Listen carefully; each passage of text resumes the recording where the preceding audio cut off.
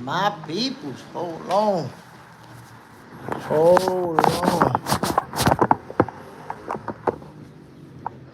My peoples. Welcome to Fight Night with JSmiff. Yes, we enjoying these fights. This beautiful afternoon. Right now, we got Giyaso versus Catterall, round number 2. Kicking this thing off right away with a bang. By the way, Frank Sanchez absolutely destroyed Richard Torres Jr. What a knockout. Devastating blow. Whoa. Jack Catterall and Giyaso looking real competitive right now, whatnot. Bring the shovel. Toy Mafia, bam. Fellas, I'm gonna tell you something like this, fellas. So I was supposed to start earlier, right?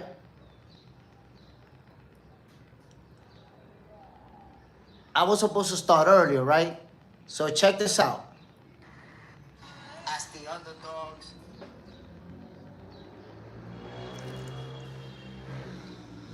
So as I was getting ready to do this live, I had the opportunity to jump on live with Bill Haney. So what do you think? What do you guys think I should have done? Should I say, man, forget about Bill Haney, let me just do this? Or politic with him for a bit? So that video is going to be dropping soon. I had the opportunity to talk to Bill Haney, for like 9-10 minutes. Talked about their fight with Brian Norman Jr., what's next, the Zuffa boxing stuff. So a good conversation. Good conversation, my peoples. Bring the show. Torres hype went away real quick. Yo, what round was the knockout? What round, my peoples? I didn't see what round did Richard Torres Jr. get knocked out. But yes, my peoples. Yes, here's the reason why I was not able to start the live earlier. Like I told y'all, had the opportunity to politic with Bill Haney. Salute to Bill Haney, my peoples. You know what I'm saying? Salute to Bill. Let me rock with him for like 9-10 minutes, answer all my questions. So there you have it, fellas. This interview with Bill is gonna be dropping today. I'm already dropping a couple of clips here and there, but the full video is gonna be dropping later today. Rob James, he left his head there too long. Big punch. Well, here's part of what happened too. If you notice, Richard Torres Jr. backed away straight. He tried to back away straight. And Frank Sanchez, who was already going forward, used that same momentum. Boom! Landed flush to the wig piece, my peoples. Wow. Devastating blow. So check it, man. Giyaso and Catterall is going down right now. It's competitive. They trading. And I told people Giyaso nice like that. Ronaldo, my boy Jay, getting there. You next. You big bro blessed. Don't forget about. Come on, my God. Listen. You know why? You know I'm never gonna forget about y'all. Cause y'all the people that was tuning in where nobody got a clue who I am. So you guys are not over here because there's some type of hype behind me. You guys are over here because you addicted to boxing just like me, and y'all here for the shit. Y'all here for the smoke, for real. So there's gonna be bandwagoners. I know the bandwagoners is gonna come up. I know how that go. You get a little buzz, and people want to jump in the bandwagon. Nah. Yo, look, my brother. Look right now, it's 5 people in here. And you right here. That's what I'm saying. So those are the people. When it's 5,000, 10,000, you don't remember individuals. But when it's a small group that's always there, yes, sir. Rob James, Fury meant to be fighting Zlatan Ibrahimovic. Golly. Why Fury want to fight that dude who ain't even a boxer? Ronaldo, now you're right. No more real than you. I appreciate it, family. I appreciate that, real talk. Because you guys know, man, I do this for the love of the sweet science. And you see my energy. It don't matter. Look, if it's 5 people, it don't matter if it's 200 people. The most that's ever been on live with me is like 210, something like that. It don't matter if it's that. You're going to get my energy the same way. It could be one person up in here. We going to be going at it. Why? Because that one person I know is somebody who loves boxing just like me. But like I said, man, I'm super excited about that interview with Bill Haney because here's the thing. Here's one way that you know somebody loved the sport of boxing and somebody's really following up on what's going on. I didn't know I was going to talk to Bill Haney today. You know, it's not like I had a scheduled interview with him or nothing. So think about this for a second. Bill Haney is live. He got, I think, one of his sons and one of his nephews sparring on there. And I see that he let somebody into the live. And that person was talking to him for a bit. So I was like, damn, let me request to see if Bill let me in. I send a request, like in 2 minutes. And these fights was about to start. I was about to start this live for the fights. But I'm like, damn, hold on. Let me see if I could politic with Bill for a bit. And he let me in. And answer all my questions. I asked him, about the training camp for the Brian Norman Jr. fight. I asked him, about the Zuffa boxing, about the rumors, them signing over there. We also went into, a lot of different things. So salute to Bill Haney for, giving me that opportunity to politic with him for a bit. Yes, sir. Right now, fellas, Guillasov Catterall is in the 4th round. They trading leather. And you can be sure today, fellas, that interview with Bill Haney is going to drop. And I promise you, you're going to be like, yeah, that's dope. See, when you know boxing, you know what you're going to ask somebody. You know what to talk about. You know what the conversation should be about. But yeah, man, good talk with Bill Haney, and I'm looking forward to sharing that with you guys. Right now, Guillasov versus Catterall, it seems like so far neither one of them is really committing. They boxing each other, moving, but they being very cautious. Good fight, competitive fight. You see Guillasov going forward. Catterall always returning fire. You guys know that Catterall is a good counterpuncher. SG Italiano, have you ever watched any of Rico's fights? He's truly one of the greatest heavyweight kickboxers of all time, if not the greatest. I heard about that. But ultimately, Rico is a cherry pick in boxing. No matter what he done in kickboxing, he could be the greatest of all time. He a cherry pick. Usyk gonna beat him up. And I tell you what, this is what I expect. Because of his greatness in a combat sport, I won't be surprised if he has a couple of good rounds early on while Usyk is trying to decipher him. But decipher him he will. And then he's going to start picking them apart. To me, the real question is, can Rico handle a beating for 12 rounds, or is he going to get stopped? That's the real question to me. I don't know about all that. He got a chance, he got an opportunity to win this fight. Listen, since they announced this fight, I done polls, I spoke to a bunch of people. I still haven't heard the first person tell me that Rico has a chance to win that fight. Not one, bro. Not even one. Think about that. There's one person I heard say that Rico's gonna be tough and that he got a chance. And he didn't say it to me, obviously. But he's the only one who I heard say it. His Excellency Turki Al-Sheikh. SG Italiano. Watching Rico and Usyk today would be fun, I guess. But I agree, others were waiting for this opportunity to fight Usyk. And look, I think Rico is going to make the best of it. He's going to go out there and actually try to win this fight because he's great in a combat sport. I'm pretty sure he feels confident that he could compete. But boxing is different. You don't go to boxing from another sport and have success at that level. Not even realistic, bro. You getting beat up. You fighting the guy that was just #1 pound for pound fighter in the world. What are your chances?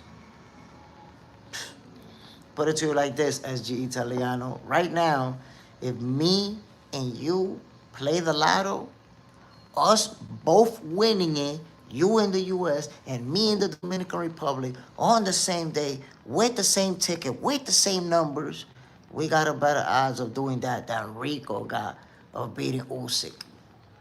We got a better odds of hitting the numbers. SG Italiano.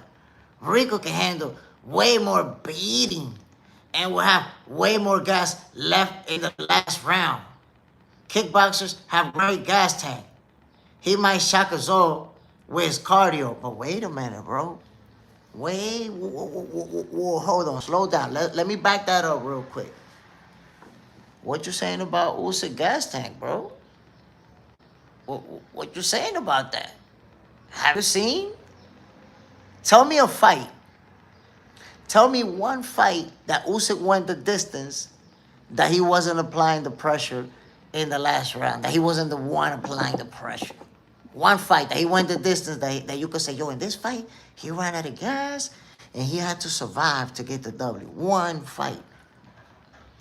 So Rico, we could assume he got the gas tank and that he's going to go, have the great cardio. But Usyk, we know, bro. Usyk is a machine, my guy. This one of the heavyweight boxers with the highest punch output. SG Italiano. Usyk and AJ have chosen weird people to fight at this point of their career. AJ is making his comeback with a boxer who nobody even knows about. Well, the comeback for AJ, I think, he gets a pass because obviously he was in an accident. There's been some inactivity. So it's a tune-up type of fight. That's to be expected. Now with Usyk, the moment he was looking to fight Deontay Wilder or express interest in that fight, I was like, damn, that's weird. And I even told you guys, if Usyk fight, once Usyk fight Rico, he was going to drop from that #1 spot because he knew it was going to fight Nakatani, who's also a pound-for-pound fighter. So if Usyk keep fighting these type of fights where what he got left in his career, he's going to drop out of the top 5, for sure. With the type of fights that you're going to see Shakur, Bam, and Benavidez making, Usyk is going to drop. SG Italiano. Rico gas tank is more than that of Usyk. I think we don't realize is that it doesn't matter, bro. You see, the thing is, you're talking about cardio for kickboxer. You boxing, it's a different thing. It's 2 different cardios. That's what boxing shape and kickboxing shape is not the same thing, my guy. Because you have to understand, in boxing, you're not gonna kick. You're not gonna use your legs. You're fighting a whole different way. So I'm telling you, I'm trying to show you what it is.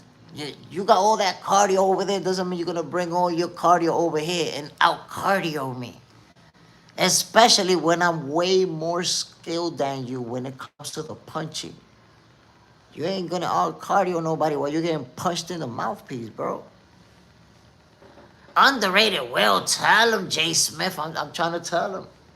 And I'm going to tell you something. You make the conversation interesting because you're giving Rico, the karate guy, you giving him a shot. So I appreciate you, Nobody else has. So somebody got to step in. SG Italiano got to do it to him. Yeah, appreciate that. But don't expect the fight to play out in any way, shape, or form in Rico's favor. Oh, look, All he has, remember that I told you this, all he has is the early rounds. Because Usyk is going to, take 2-3 rounds deciphering him. And of course, he's going to be returning fire. But during those few rounds, when Usyk is looking at his speed, his range, his footwork, while Usyk is deciphering those things, Rico could have some type of success. But then after that, I'm telling you right now, round number 4 and on, you're not going to see much success from the karate guy. Getting beat up. Usyk is going to beat him up. My peoples, Giasov and Catterall, they kind of going back and forth. I think Catterall is probably slightly ahead on the cards, but Giasov is returning fire. It's one of those fights where it's a boxing match. They moving, trading and moving. Competitive, still competitive. Nobody's fight right now. Some guy, Usyk, by a country mile. I'm telling you, Usyk is gonna beat him up. You see, because Rico is such a great kickboxer, right? And now he's gonna be in another combat sport. Usyk is gonna give him the beating of a lifetime. Cause he's great in kickboxing. Ain't nobody give him this type of beating that he's about to get. That's what you have to realize. He's so great that this is gonna be the first time he take a beating. So it's all gonna be about how much of a beating he could take. SG Italiano. Exactly. That's what I'm talking about. Using legs take a lot of gas. When kickers don't use cardio, their cardio gets 3 times. Look at the boxing matches of Alex Pereira, bro. Bro, you never seen Alex Pereira world champion. And when he's actually fighting a boxer, they'd be like 2 feet smaller than him. What are you talking about? Alex Pereira could never compete with one of these world caliber fighters. Come on, man. You bringing up Alex Pereira sparring matches with guys that are 3 feet tall, smaller than him? 50 pounds lighter? SG Italiano. I don't think Rico will win this, but he's one of the greatest fighters combat sports have ever seen. We just got to respect him for that. Next, Usyk should step into a kickboxing ring with Rico. See, that's the difference between boxers and athletes from other sports. Boxers understand that they can't compete with MMA guys. They understand that they can't compete with kickboxers. They stay in their lane. It's athletes from other sports that be like, well, I know how to throw punches, so I could beat a world caliber boxer because I punch guys here in MMA and I punch in kickboxing. Then they go to boxing and get beat up. That's what happens. Rico getting beat up, my people. Some guy. I never ever heard of this Rico guy. I mean, to be fair, I never heard of him either, but I don't follow kickboxing.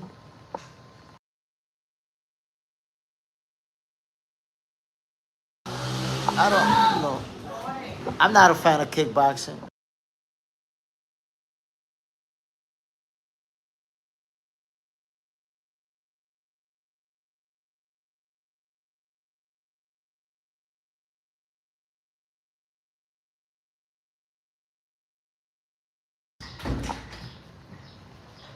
Agent 17, salute JSmiff. Y'all ready to see my alter ego put that belt to ass? Whoa, Giasov and Catterall, they traded, my peoples. Agent 17, Caleb Plant, and Jarrell Miller were kickboxers before boxing. Bam! Ooh, jab to the body. My peoples, Giasov and Catterall, they really traded. Again, for those of you who just tuned in, remember, I will be dropping a video today. Had the opportunity to politic with Bill Haney for like 10 minutes and real good conversation. So I will be dropping some clips of this and then I'll drop the full video. I actually got to talk to Bill about Devin's fight with Brian Norman Jr. We got to talk about the Zuffa thing. Did they sign with Zuffa boxing or not? You know, I had to ask about that. You see, I asked the right questions if I'm talking to a fighter, a coach, a manager. I know what to ask them. So, what's next for Devin Haney? We talked about a lot of interesting things, my people. It's a 10-minute conversation. So, get ready. This video is going to drop soon. And y'all gonna see what it is, man. Real good combo. I'm excited. I'm looking forward to you guys, to sharing it with you guys. Age 17. You got to talk to Bill JSmiff. Yes, sir. You're gonna see the. Matter of fact, I dropped a little clip, a short little clip. Matter of fact, let me share a little clip with you guys right now. You'll be the first to see this clip of JSmiff and Bill Haney. Check it out. Let me debut it right here, right now, but just for you six. Check it out. Check it out. My people, as the underdogs, you were supposed to get knocked out. Devin wasn't the same anymore. And then you had the audacity to go out there and give Brian Norman Jr. the beating of a lifetime. Can you at least tell me a little bit about that training camp? How you prepared to put on that type of a performance, bro? Well, I mean, I think that, and thank you though for that, but what's going to come out of you is all the hard work that you can put into the sport when that time comes, when adversity, when everybody is doubting you, when all those things, right? Everything is going to come out. And fortunately for us, we had an opportunity to get on the stage with the fighter that everyone felt was going to stop him. He had put the other guy, you know what I mean? We don't want to talk about that. I don't even want to mention what the other guy, but there you go, my people. So the full clip, you guys will have the opportunity to see it, and I'm looking forward to sharing it with you. After these fights, I'm gonna go ahead and make whatever updates I gotta make, and bam, there you have it. Ramirez with the usual hating. My peoples, Giyasov and Catterall, it's getting interesting. Catterall landed. I'm looking at the replay. A couple of left hooks to the wig piece. Whoa. Giyasov in his corner. They look concerned, my peoples. Here we go. Getting interesting. Getting chippy out there. Whoa. Jack Catterall started to let the hands fly upon thee. Here we go. Round number 8, my peoples. Catterall versus Giyasov. Jab to the body from Catterall. Ooh, a right to the dome piece and a left to the body from Jack Catterall. You see Giyasov putting that jab out there. Not really punching. Ooh, Jack Catterall with a jab to the body. Hard shots from Mr. Catterall. A jab from Catterall. And this is that classic showdown. Ooh, Giyasov with a right hand to the body. Ooh, Jack Catterall with a jab and a left to the mouthpiece of Giyasov. Jab to the mouthpiece from Jack Catterall. Giyasov with a right. Ooh, 1, 2, 3 from Giyasov. My peoples. You see Catterall using the footwork, using his movement. You guys know Catterall knows his way around the ring. Real good movement.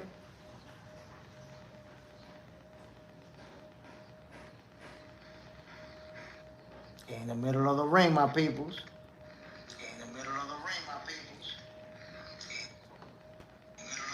And you see a sense of urgency from Giyasov. You know, but at the same time, he's real hesitant. You know, those punches from Jack Catterall, he felt those. Ooh, Giyasov with a right to the body. Catterall with a jab to the mouthpiece. Look, a jab and a hard left to the body from Jack Catterall. Classic matchup. Ooh, 1 deuce to the snack box from Catterall. A jab to the body. Another jab to the body from Jack Catterall. So the problem with Giyasov is that he's not letting the hands go. Not letting the hands go. He's in front of Jack Catterall, going forward. walking him down, literally not throwing a punch. Look, 2 right hands from Giasso fell short, and a 1 deuce to the snack box from Catterall. Another 1 deuce from Catterall. Giasso missed with a right hand. Catterall returns fire with a left to the body. A jab to the body from Jack Catterall. I think the most noticeable thing about this fight is the punch output. I don't think Giasso doesn't look like it's a conditioning issue. It's more him being hesitant. A left to the body from Catterall. Giasso with a right to the mouthpiece. And they go into a clinch. 10 seconds to go into round number 8. Here we go, fellas. You see Giasso, Catterall with a left to the body. Another left to the body from Catterall. And Giasso return a right to the wig piece. Age of 17. Knocking him down and then outlanding him. I don't know. Sounds like a beating. Of course he gave him a beating. Come on. Did you see Brian Norman Jr. get dropped and have the deer in the headlight look? Umi. Marco Van Basten versus Usyk. I don't know who's Van Basten, bro. I don't know who that is. Age is 17. You see the one fight where Eddie Reynoso was coaching against Bomac again? It was a 2nd or 3rd round knockout. Whoa. Frank Sanchez gave Richard Torres Jr. a devastating knockout. Brutal. What a shot. Oh, the humanity. Golly, what a knockout. You know what? I predicted... Damn, man. I predicted that Richard Torres Jr. was going to win the fight. But I also did tell you guys that Frank Sanchez could beat him, that he got the power to stop her with 1 shot. Well, that's exactly what happened. What's my guy who said, nah, old man Frank Sanchez, he too old? Where my mans is at? Frank Sanchez dished out the brutal, devastating knockout. Superfly Jones, David versus Usyk. Ooh. I mean, let's see. Let's see if Benavidez decides to move up to heavyweight. I don't think he's going to do it just yet. Age of 17, yes. Sanchez was crazy. 1 shot, boom. What a devastating blow. Golly. And look, I've said before about Richard Torres Jr. that he has some problems that I said when he fight high-level guys, he's going to face trouble. Because number one, the looping punches that he likes to throw and the way that he moves defensively sometimes. How did he get knocked out? Remember, he was moving straight back and Frank Sanchez was going forward. As Torres Jr. tried to put his head down, Frank Sanchez already had his whole body weight behind that right hand. Boom! Devastating blow landed flush to the wig piece. Yes, sir. 17. Torres looks small for heavyweights. I mean, he's 6'2". I thought he was going to be a lot smaller than that. He's 6'2", but it's that he's stocky.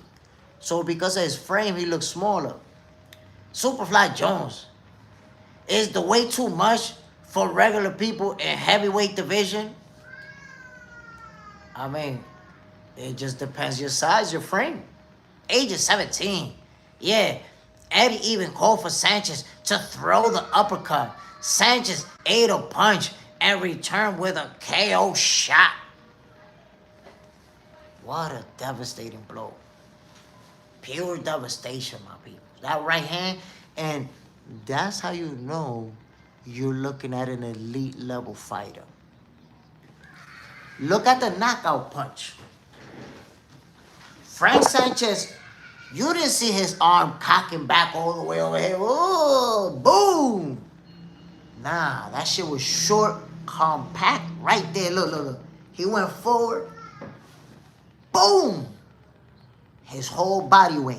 You see his foot pivot, shoulder roll, bang. So it wasn't none of that, boo, no. It wasn't that. He saw Richard Torres Jr. go down and he timed him perfect. Boom! Landed flush. And you saw. Poor Torres Jr. rest his soul. Well, not rest his soul, he alive. But it's like his soul left his body on that moment.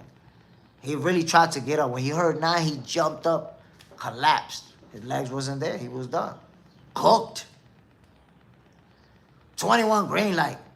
I think Alexander Usyk going to get a knockout in the first round. I don't know if it'll be in the first round. I'm going to keep it real with you. I don't know if it's going to be a first round knockout. Age 17. I put Usyk KO in under 5.5 rounds with my parlay. Ooh. Ooh, people got Usyk knock it down. Rico, damn, yo, they got a lineup in the front row. You see Buck Crawford. I forgot somebody next to him. Dennis Canelo Alvarez right next to that person. They sit. The boys up front. Look, man, I don't know if Rico can survive the type of beating that Usyk is going to give him out. That's what I told you. This fight is going to go down to one thing. How much of a beating can Rico take? That's it. Can Rico take a serious beating? If he knows how to take that type of beating, he going to handle it for 12 rounds. Jab to the mouthpiece from Jack Catterall. One dude. Look at the difference. 19 jabs from Giyasov and over 60 jabs from Jack Catterall. Ooh, Jack Catterall gave him a jab to the mouthpiece and a left to the body. That jab landed flush. Giyasov tasted the leather in Catterall's gloves. Golly. Age 17. Rico been touched before. So if a kickboxer can do it, Usyk can do it too. I mean, that makes perfect sense. But here's the deal. Rico is a great kickboxer, right? But now he's going into boxing. Usyk is going to give him the beating of a lifetime. He ain't never got beat up in kickboxing the way he's going to get beat up now. Why? Because he's a great kickboxer. He ain't a great boxer. It's going to be a different type of beating that he's going to be the receiver of.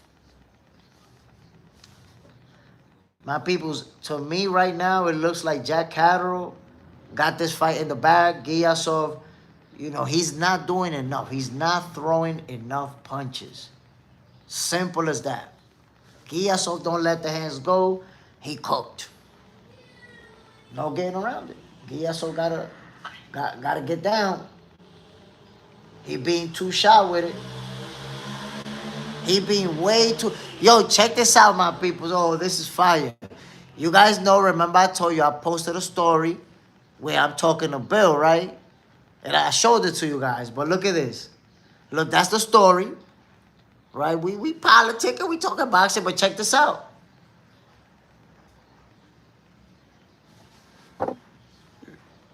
Look who's seen the interview, the clip that I posted and reacted to it. Bill Haney. Bill Haney saw it, dropped a little fire emoji. So I told y'all, man, salute to Bill Haney for the opportunity. Much appreciated. You're going to see me working, my peoples. Here we go. They showing Hamza Shiraz getting the hand wraps put in. Age 17. Your favorite boxers show. They don't understand. They think that's just a little random quote. Nah, they're going to be finding out. It's only a matter of time. Here we go, my peoples. You see Hamza Shiraz getting ready to do what he does. Yes, sir. Whoa, man, and I asked this morning, does anybody see any upsets? Frank Sanchez got brutalized. Age 17. Even Google put that quote on there for you. Whoa. You know, somebody told me, yo, Jay, I said, let me Google JSmiff to see a bunch of shit come up. Had me Googling myself. Giaso versus Catterall. They say I know a little bit of boxing over there. They traded my peoples. You know, Giaso returning fire. Jack Catterall with a jab to the body. This is the classic showdown of the southpaw versus the orthodox fighter. Catterall been consistent with that jab to the body, my peoples. Golly. Age of 17, that was me. It may have been you, I think it was. 21 green lights. Did any boxers back in the day fought kickboxers? Old school? I mean, honestly, I don't know. I'm not sure. I know Muhammad Ali has some exhibition with like a wrestler. I think it's probably been done. But never at a high level where, you know, a boxer, you know, world championship caliber boxers fighting a kickboxer in kickboxing. I don't think, you know, high level boxers ever competed at a high level in a different sport. It's probably always been exhibitions. Age of 17. I mean, a few modern day boxers used to do kickboxing. Check one of Ring Magazine's IG post. Yeah, but those that saw success in boxing completely transitioned over and left kickboxing.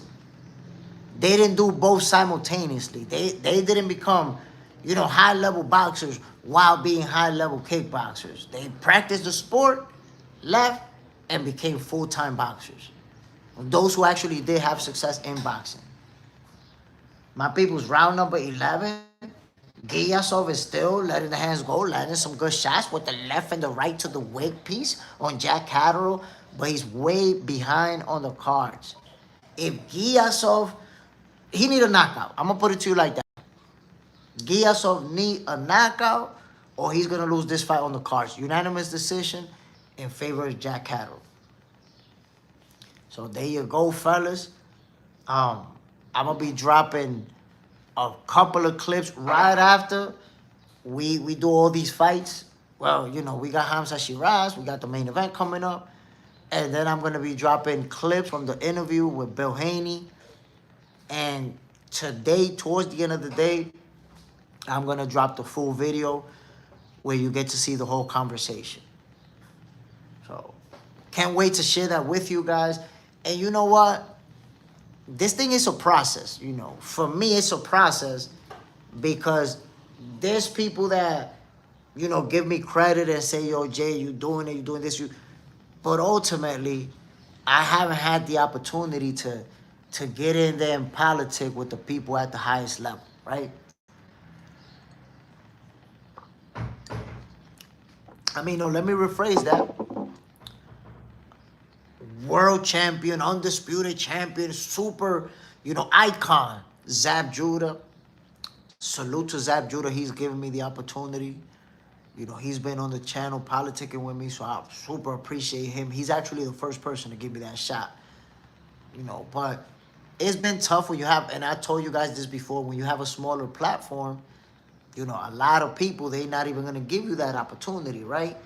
Yo, Andy Cruz was here in the Dominican Republic. I don't know if he already left, but I was trying to link up with him. I couldn't even have a conversation with him. I couldn't get in touch with him, right?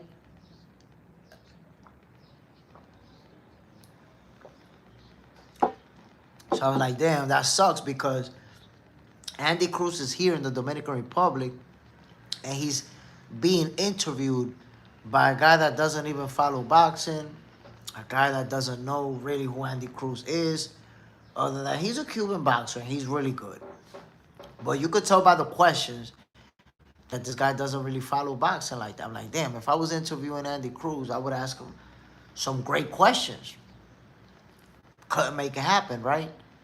So I'm kind of taking the back seat when it comes to interviewing people at the highest level. So having somebody like Bill Haney, you know, let me jump on live with him and politic. And let me tell you something, man. I was super surprised because, and I don't got video of this. This has disappeared forever, what I'm about to tell you. Because it was a live that Bill did, right? But when I go in the live, right, he let me in. This is the first thing Bill said to me. Yo, Jay, you the hardest working guy in boxing right now. I see you. You working hard. You might be working harder than me. Obviously, he playing around because he worked crazy. He working hard. But the first thing he told me, I seen the videos that you sent me. Yo, you the hardest working guy right now. So, I appreciate the compliment. He see my grind. He see what I'm doing. Get to somebody at that level. I just gotta, stay focused and keep doing what I'm doing, my peoples. B Wayne, bam, salute, fam. Appreciate you dropping in, my brother. Check it, B Wayne. I was politicking for like 10 minutes. We talking boxing with him. Not no goofball ass interview about nonsense. We spoke about their fight with Brian Norman Jr. They went into that one as the underdog. We talked about, I asked him straight up what's up with the Zuffa boxing stuff, which I'm not going to tell you what he told me. You got to see the interview. But I asked him, yo, Bill, everybody's talking about it. You guys, the Zuffa, the rumors, what's up? We spoke about that, and we spoke about a few other things. So salute to Bill Haney for giving me the opportunity. And it's like I told you guys, I will be sharing these, a few of the clips. I'll be sharing them first, and then I'll post the full interview so you guys can see it. But it was fire, my people, straight up. Age of 17. That's why I love JSmiff. I hate creators that get famous, but then don't know shit about boxing. And look, I respect the guy that interviewed Andy Cruz here in the Dominican Republic because he has a sports platform. So I don't really follow him. So I think they probably do baseball, volleyball, and the sports that are, but it don't look like they really do boxing like that. And that's why the interview didn't go as at least I wish it would have went from a boxing fan point of view. B Wayne, that's what's up, JSmiff. Yo, trust me, when you see the video, you're gonna be like, yeah, this is a conversation that is worth watching. They talking what I want to really be, what I'm interested in. JSmiff, hit the like button. My people, no ghost watching. Not in 2026, man. I'm bringing you that heat. There you go, Jack Catterall, Giyasov. It goes the distance. Jack Catterall won that fight. He won that fight by unanimous decision. Giyasov, good fighter. He made it competitive. He had his moments, landed some good shots, but ultimately, the punch output from Catterall was too much. The speed, the jab to the body, the movement, the angles. It was too much for Giyasov. Too much. Jack Catterall, let me tell you guys something. He keeps proving to us that he's that good. He keeps winning. He keeps doing it. We're going to see Jack Catterall with the big boys. In fact, if Rollies doesn't duck, we might see Jack Catterall versus Rollies because this fight right here is for the secondary WBA title. And you guys know Rollies got elevated. Now here's the interesting part, my peoples. Rollies had this regular belt and Giyasov was his mandatory. The WBA elevated Rollies to super champion and put Giyasov with Jack Catterall to get beat up.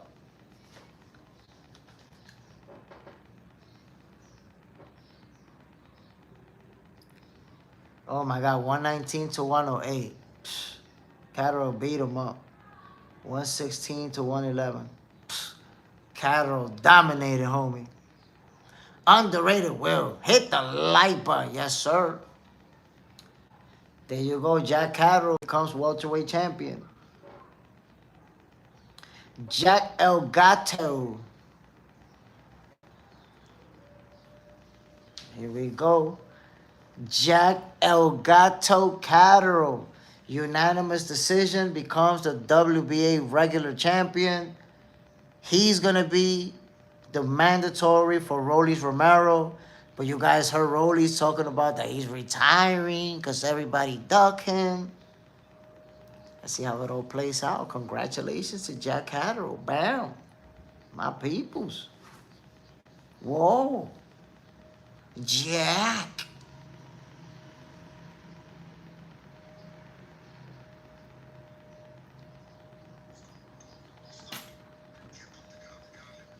Jack Catterall become WBA champ. Is Rolly's gonna duck? That's the magic question. Is Rolly gonna be willing to step in there with Catterall? We're gonna be finding that out soon.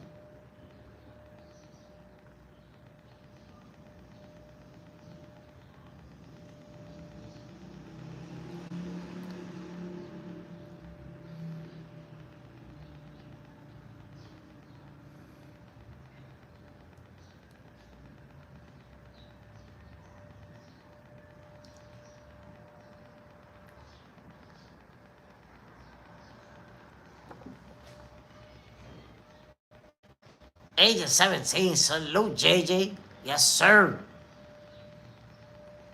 Here you go, man. Jack Catterall improves to 33 wins, 2 losses. You see him in the ring right there next to Eddie Hearn. Post-fight interview. There you have it, my peoples. Much respect to Catterall. Much respect to Catterall.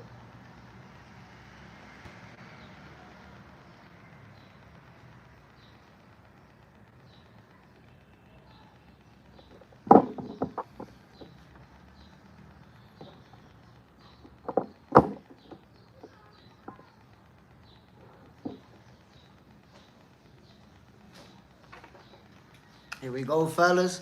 Hamza Shiraz is the next one up. Let's see what type of fight we're going to get there, but this was a competitive fight. Only thing is that Giyasov couldn't match that pace. Catterall made him pay. Gave him the L. Dished out another one for Giyasov.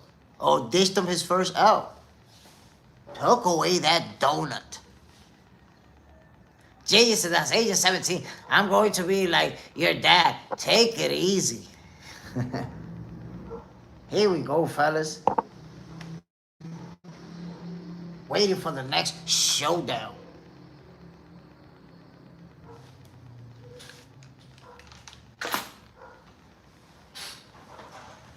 So, fellas, let me ask you the question. Since I was talking to Bill Haney and I asked him and everything about, what's next, who do you guys think that Devin Haney is going to end up fighting next? I'm not going to tell you what Bill told me. You're going to have to see it in the interview. But who do you think Devin is going to fight next?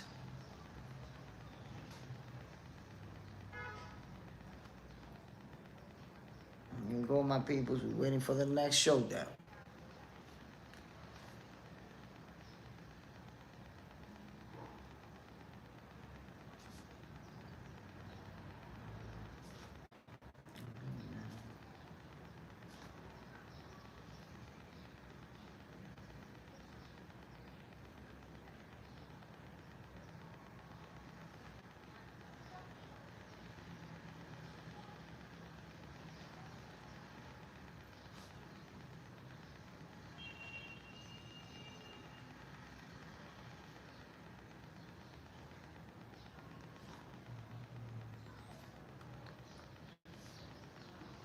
My peoples, make your predictions, man. Underrated Will. Be Norman again. A rematch with Brian Norman Jr. I don't know. We actually spoke about that fight, by the way. As a matter of fact, when I realized I was going to have that opportunity to have a conversation with Bill Haney, the first thing I brought up was their fight with Brian Norman Jr. And the training camp leading up to that fight, the preparation. Age of 17, Hamza Shiraz. I said Hamza Shiraz is up next. Come on now, my peoples. Congratulations. Jack Catterall did what he had to do. But now we're going to get, and I'm telling you, it's not going to be Gerardo Shiraz climbing in the ring. No, no, no, no, no. We're getting Hamza Shiraz, my peoples.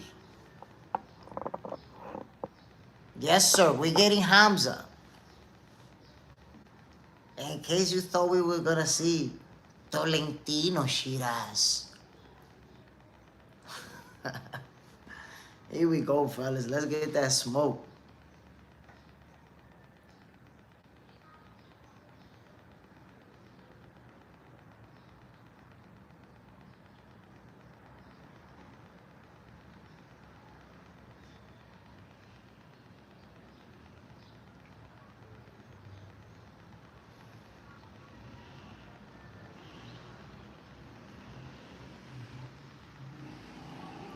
They showing the replay, man. Jack Catterall was putting hands on Giyasov, man. That 1-2 to the dome piece of Giyasov was landing flush. Ooh, Catterall with a hard left to the body and Giyasov with a left to the mouthpiece. Now they showing the replay. It was Giyasov had his moments, but he just got outworked. Look at Catterall. Jab to the mouthpiece, left to the body, another right shot to the earpiece. Nah, man. Giyasov, he wasn't prepared for that. He wasn't prepared for that type of action. You saw that Catterall was first to the punch a lot of the times, pressing the action. Giyasov would be going forward, but not throwing punches. He was too cautious. Way too cautious. And you guys know what it is, man. Usually the guy that wins the jab war win the fight.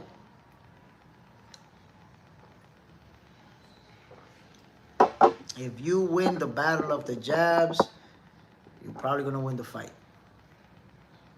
Damn, they showing Torres. I'm looking at a video of Torres getting ready for the fight. Moments before getting knocked out brutally. Oh, man. Damn, bro. Devastating blow. I feel bad for Torres Jr. That type of knockout. Age of 17. Ate some tacos for lunch. Got some boxing and Corona. Ooh, there you have it. My peoples. Torres, man, we didn't know he was going to get it like that. Golly. What a beating. What a knockout. And the thing about those type of knockouts, man, is that they hurt because it happened early. It's not like you had the opportunity and you got in rhythm and you fought back and you did your best. And when they come early like that, it's like, damn, I didn't even have a chance. Because Richard Torres, the way that he got knocked out, you saw he tried to get up. He did his best to get up. There was just no way. It was a brutal knockout. Devastating blow. Matter of fact, let me show y'all the knockout. Let me show y'all the knockout real quick. I know you've probably seen it. Damn, what was it that I saw? I seen it somewhere. Oh, here we go, here we go. Check out the knockout, my people. Look at that short right hand, man. I told y'all about that short right hand. Look, look. The fuck? Boom! Devastating blow, my peoples. Look at him trying to get up. He's devastated. Quite bro. Oh my God, look what he hurt. Now he tried to get up, drop right to the canvas. Obliterated. Richard Torres Jr. took a flush right hand to the snack box. And it was all over. Wes does it. Please, JSmiff. It's already hot in the kitchen. Salute, family. Whoa. It's burning. It's a fire already. Damn, Richard Torres Jr., man. What a knockout. What a devastating blow via Frank Sanchez. Timed him and gave it to him. And it was the classic one because you got the southpaw, the orthodox fighter, Damn, yo, look at the way that it happened. I told you, southpaw, backing away straight. Boom. Look at the southpaw. Southpaw, Richard Torres Jr., backing away straight. Look at the southpaw, backing away straight. Look, boom. You seen that? Look. Boom. Devastating blow. Right to the mouthpiece. Richard Torres Jr. His body was there, but his soul was in Valhalla. What a shot from Frank Sanchez, my peoples. Oh, the humanity. Frank Sanchez slapped him. There you go, my peoples. We didn't expect it.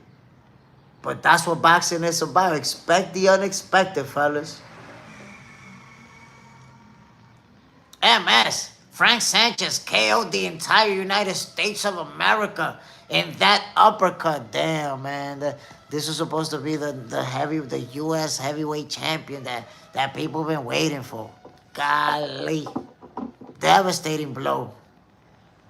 Wes Dussey, he sent them back to 1975. Golly. Beat the double-decker tacos out of him. Jesus Christ. That's the way the cookie crumbles, man. Now Richard Torres. But you guys know that I've said this before. I didn't see Richard Torres Jr. being able to handle Moses Itauma, Caballel, you know, these guys, Terra Moana. I said that before. And also people were kind of downplaying Frank Sanchez. Even though I said Richard Torres Jr. was going to win the fight, you guys know that I've been saying Frank Sanchez is dangerous. He can stop Richard Torres Jr. with a big shot. He's a knockout puncher.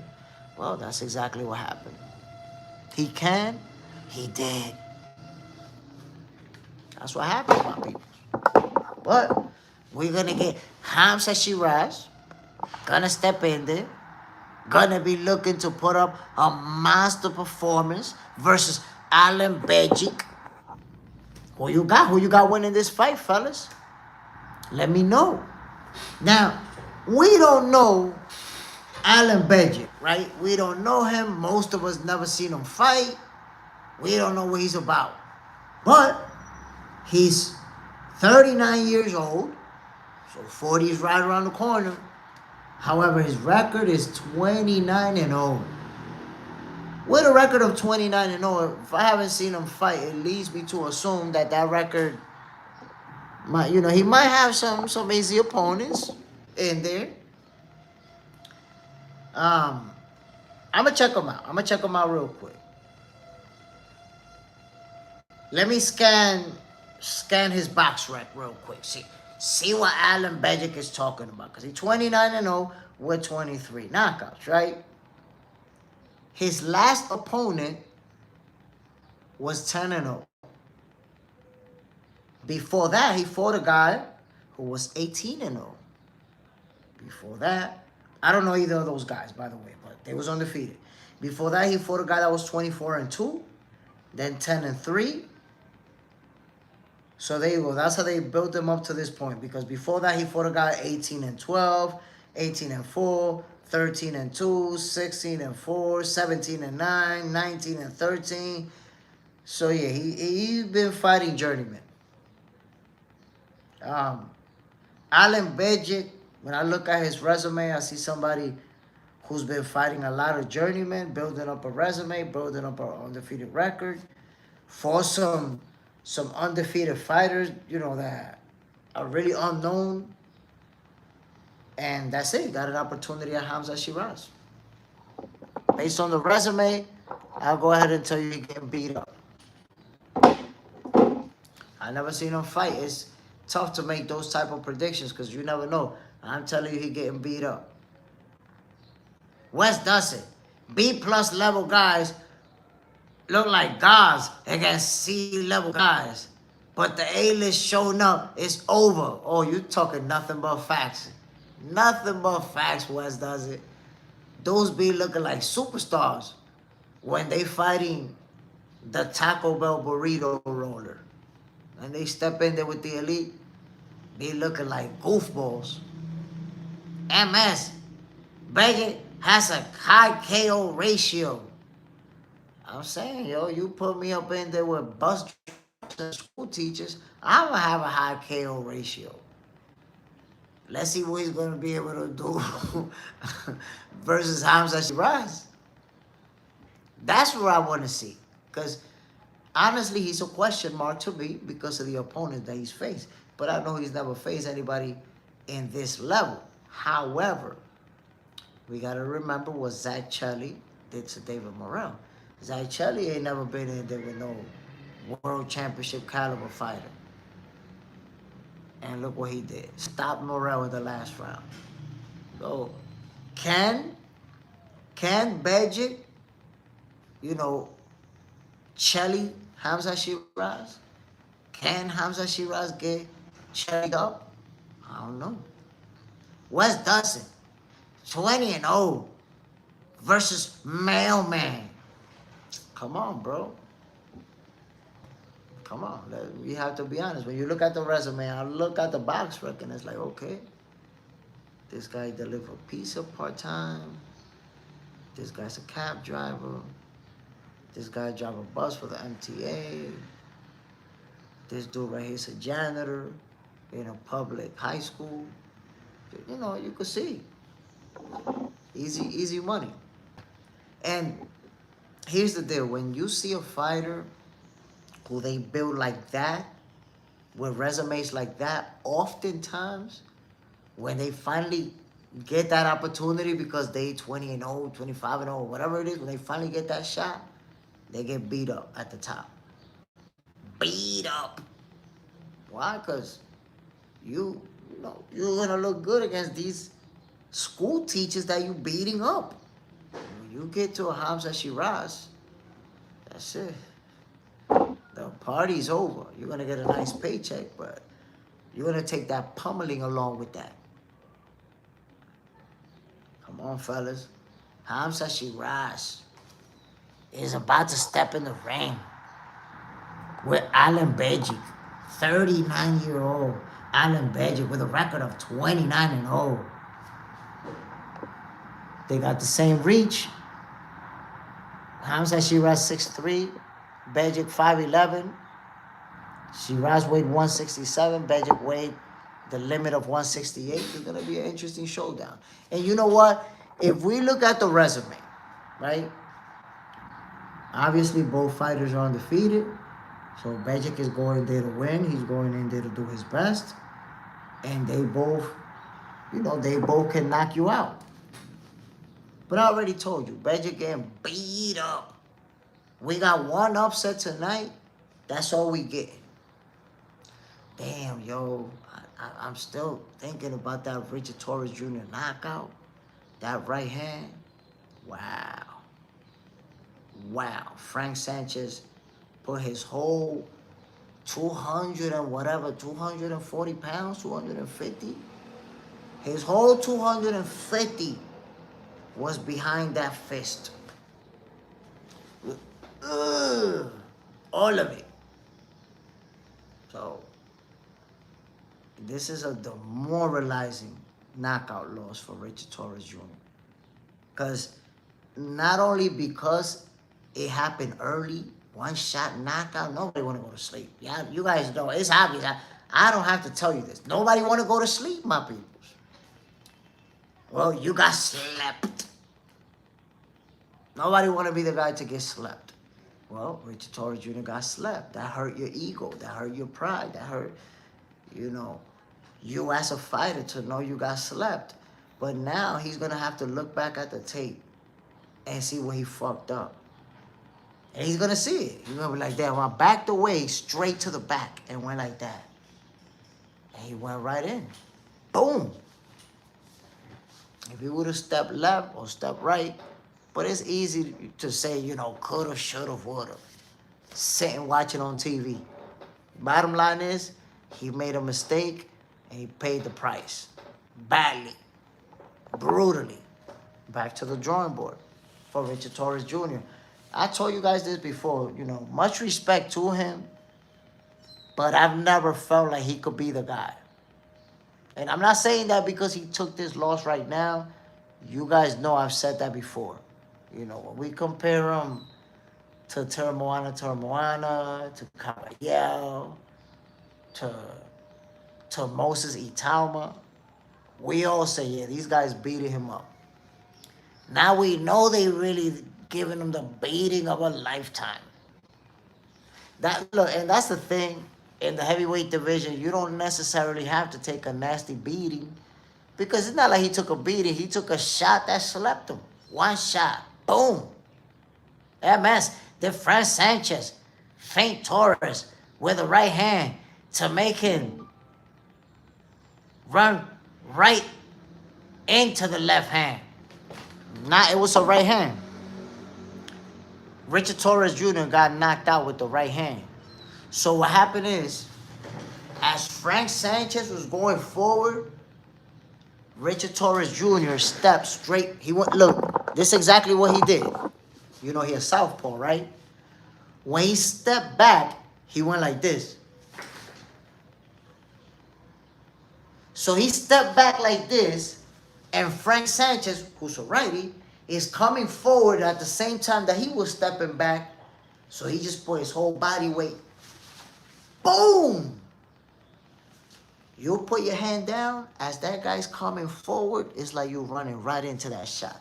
So he was stepping back with the head down like this. It was a straight line right there. And you saw Sanchez put all his weight behind that shot. Caught him flush. Flush. So the mistake that Torres Jr. made, and he's gonna see it on tape, is that he tried to back away straight back. And he didn't even try to, by the way, he didn't even try to block that shot. It's not like he went like this and the punch went through the guard. That's not what happened. His hands was down as he went like this. Got caught. Got caught slipping.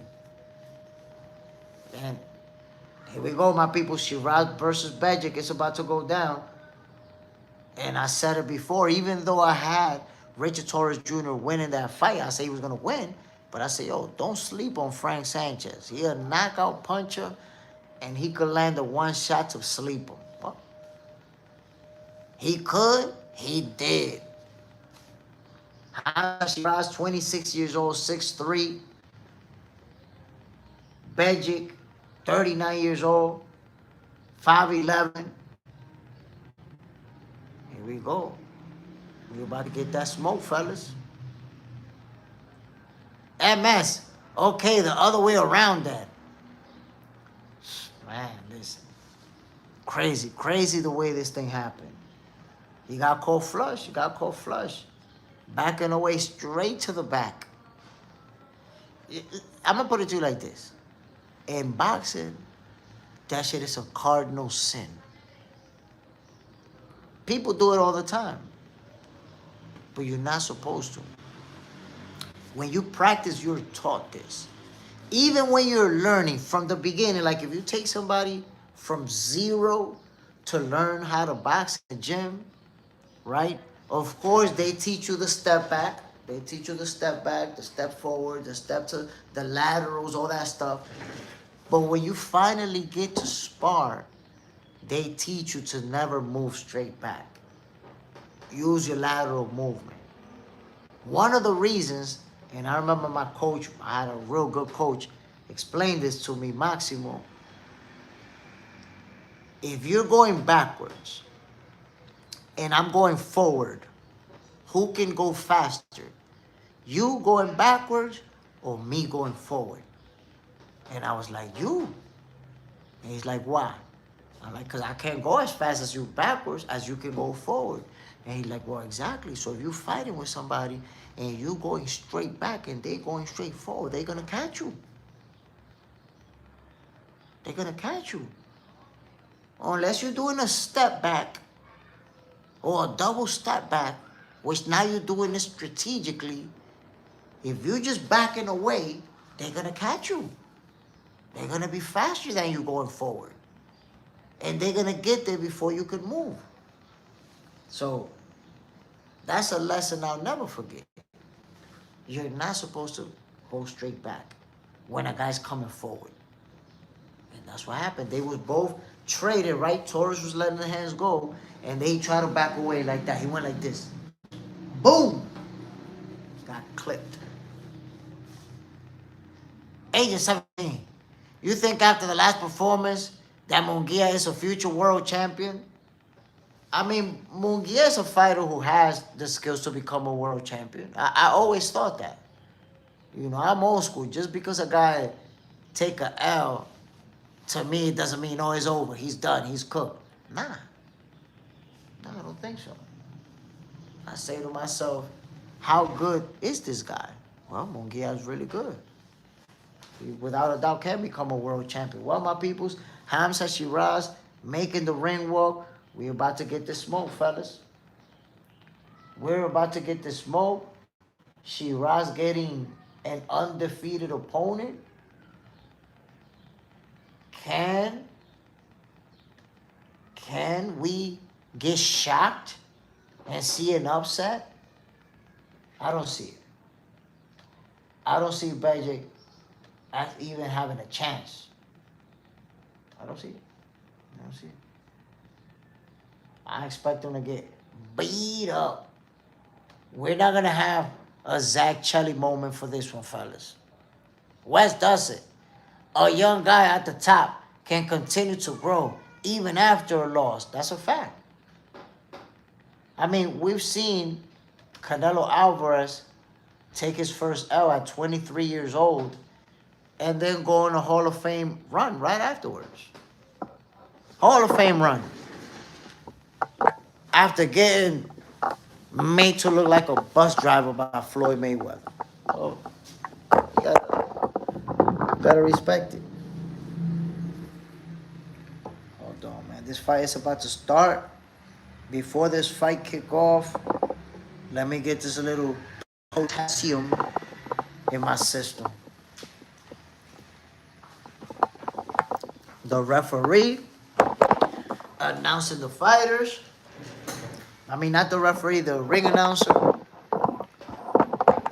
This thing is gonna go down, fellas. I don't think this fight goes the distance. Hamza Shiraz is gonna be looking to be spectacular. West Dawson, Hall of Fame run in his 20s even. You see? So taking the L. Look at Teofimo Lopez. He first lost to this dude, to Cambosis, and after that, he won more titles and more divisions and unified and all of that stuff. Accomplished more.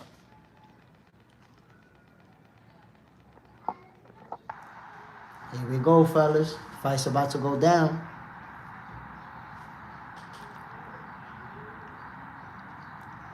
I gotta turn the camera around, B. I ain't gonna put myself on no camera eating a banana like a golf ball. Fuck out of here.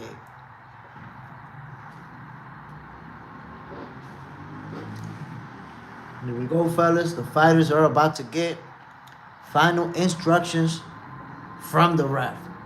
Agent 17, I got Hamza by stoppage. West does a good fight. Munguia goes down. Here we go, my people. West does it. I'm telling you, my guy. I ain't gonna do it to myself like that. Hell no.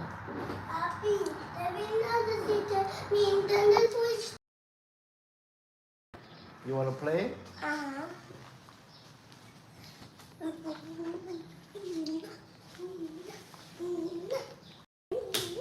Somebody wanna play Nintendo Switch? Ponle uno que sepa jugar.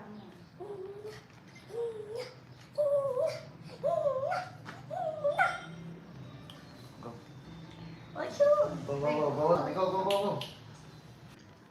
MS, Mr. Cap Guy channel on Twitch is streaming the fight for free. Whoa, that's fire.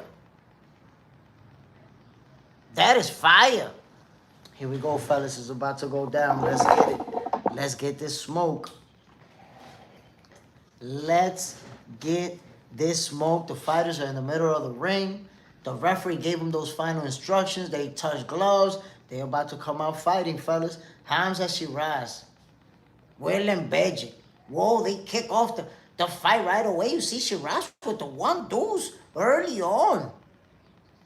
Shiraz with the jab. You see Bejic backing away on his toes. Ooh, double jab to the face piece from Hamza Shiraz, who looks to kick things off right away with a bang. Jab to the face piece from Shiraz. A left hook from Shiraz.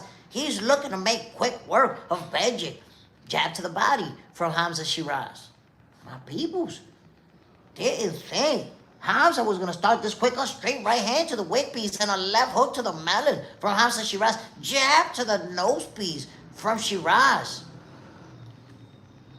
Oh, Shiraz with a right and a left to the wick piece. Hard shots. See Shiraz going forward. Bejic backing away. Jab to the nose piece from Hamza Shiraz. My peoples. Shiraz kicked off the first minute of the first round, letting the hands fly. Straight right hand jab to the nose piece from Shiraz. Another jab to the face piece from Hamza. You see Bejic being very hesitant to let the hands go after absorbing that much punishment. Or a jab and a left hook to the melon from Shiraz. Another jab. Another left hook to the temple from Hamza. My peoples, he trying to inflict bodily harms in round number 1. Bejic holding that high guard up, not throwing punches, bouncing on his toes. You see Shiraz looking to inflict damage, walking him down. Bejic backing away, double jab, left hook to the body, left hook to the wig piece from Shiraz. Oh, Bejic with a left and a right, Shiraz with a left to the wig piece. Well, my peoples, did you see those punches from Bejic? You can already see that he's outclassed. Oh, a right to the body from Shiraz. We're going to be witnessing a devastating knockout. A left hook from Shiraz. A jab, you see Bejic bouncing to his left, using that lateral movement. Oh, a left and right to the snack box from Shiraz. What a shot. A jab to the forehead from Shiraz. That jab is like a whip. Bejic using his lateral movement, trying to get away. Another jab from Shiraz. You see Bejic just standing there, moving his head, not throwing punches, being very hesitant. Almost looking like he's scared. Double jab in the right hand from Bejic. 1-2 from Bejic. Shiraz standing right in front of him, not giving away an inch. Going forward, walking him down. Ooh, double left hook. Another left hook to the wig piece from Hamza Shiraz. Actually, those was 2 left uppercuts and a left hook.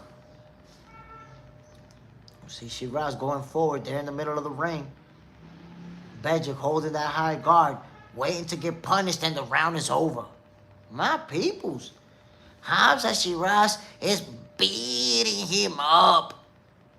Beating Bejic up, my peoples. That was only round number 1. Big Talk made a great interview with Bill. I appreciate it, my brother. I'm going to be dropping the full video later tonight. I'm going to drop a couple of clips up front, then I'll drop the full video. Salute to Bill Haney for the opportunity. And I always try to tell people, you know, when I finally get to talk, you know, to the fighters at the highest levels, the coaches, the managers, you know, it's going to be real good interviews because, I'm a boxing guy. We're going to really be talking boxing. I ain't going to be out there asking goofball-ass questions. So I appreciate that, my brother.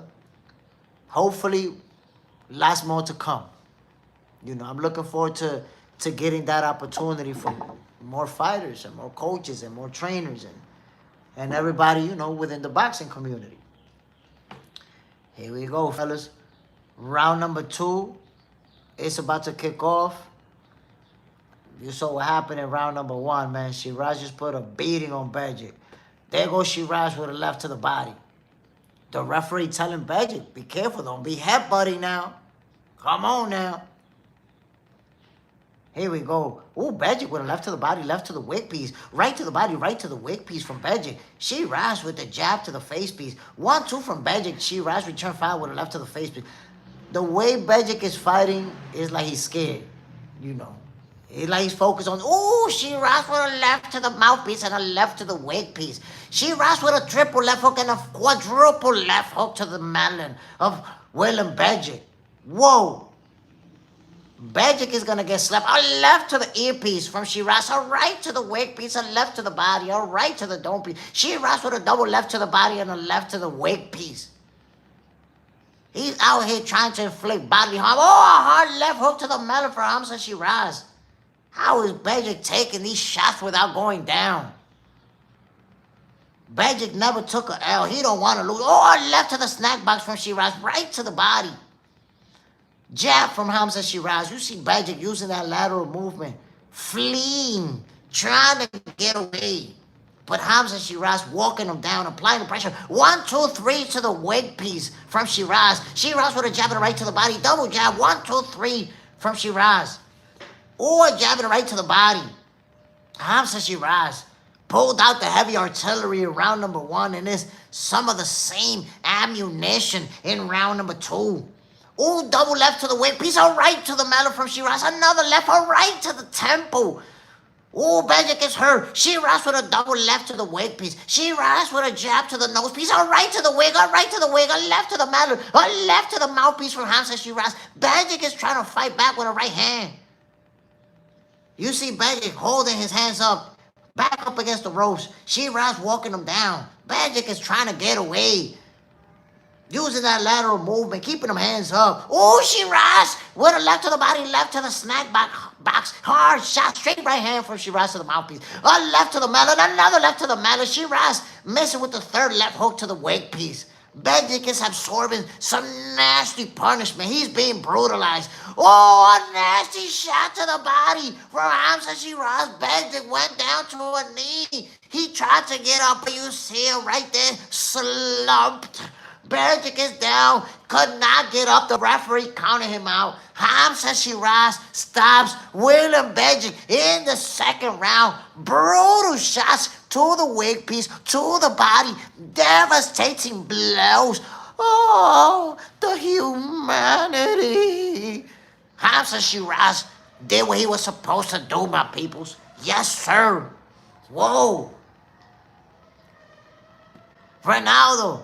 That was a cherry pick. MS, Jaime Munguia gets slapped by Shiraz. Whoa, we want to see it. We want to see it. But after this performance, I don't know if Jaime Munguia wants to get in there with Hamza Shiraz. I don't know that. But you guys saw before the fight, I told you, listen, my man's in him. He ain't been in there with nobody like this. He's going to get outclassed. He's going to get beat up. And that's exactly what happened. Alan Bejic, you know, took the beating of a lifetime. Now it's time for Rico to take the beating of a lifetime. My peoples, if you just joined in to Fight Night with JSmiff, salute to everybody. Y'all know what it is. It's JSmiff. I'm in the building. Stay tuned. Later today, check in. You know, I will be dropping the full interview with Bill Haney. It was a great conversation, great interview. My first opportunity to talk boxing with somebody at that level, so I really appreciate Bill politicking with me for a little bit. And I can't wait to share this interview with you guys, man. I'm telling you. You guys know I had to ask Bill Haney about their fight with Brian Norman Jr. I had to ask Bill Haney about what's going on with Zuffa Boxing. And a few other questions, you know, we was politicking. Yes, sir. Can't wait to put you guys on to that interview, man. Fire, fire. If you see the replay, Hamza Shiraz was landing some devastating blows on Willem. Can't remember the last name right now. It fleed my memory. Ronaldo, you know your shit, bro. Keep it real, and people respect that. I appreciate you, family. Joshua versus Prenga on July 25th. Age of 17, incredible performance from Hamza Shiraz. Come on now, you gotta respect it. Gotta respect Hamza Shiraz. Did what he was supposed to do. JSmiff, nice interview, JSmiff with Bill. Appreciate it, my brother. I think that, you know, fans of boxing will see that interview. I mean, I'm shadow banned right now, so I'll be posting these videos, and I don't know how many people, how many eyes it'll get to, but I think the people who do see it will appreciate it, will say, damn, I like that interview. I hope Jay can interview more of the fighters, more of the coaches, more of the managers and promoters, because, I'm going to ask them the right questions to make it a good interview, make it a good conversation.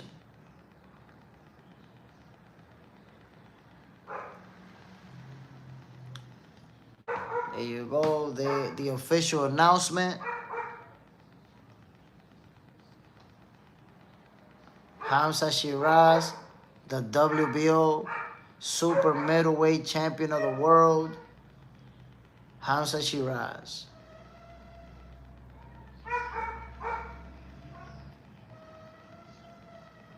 Agent 17, I always look at your channel, JSmiff, even when I don't get a notice, because I don't want to miss a beat. And that's the thing, some of you guys, even when I'm shadow banned, you always find me. You always find your way to when I'm live, whether it's the morning show, whether me going live in the afternoon or at night, you guys always find it. But a lot of people, they don't get a notification, and they don't even realize I'm on. But that's okay. Eventually, this shadow ban is going to be lifted. And you know what we do? We're going to keep doing it. We're going to continue to do what we do, my peoples. Yes, sir. Ronaldo, that was a big step forward for Box Center. Yes, sir.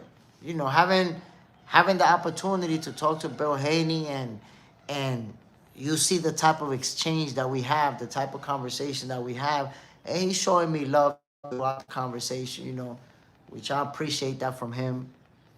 So we working. We working, my peoples.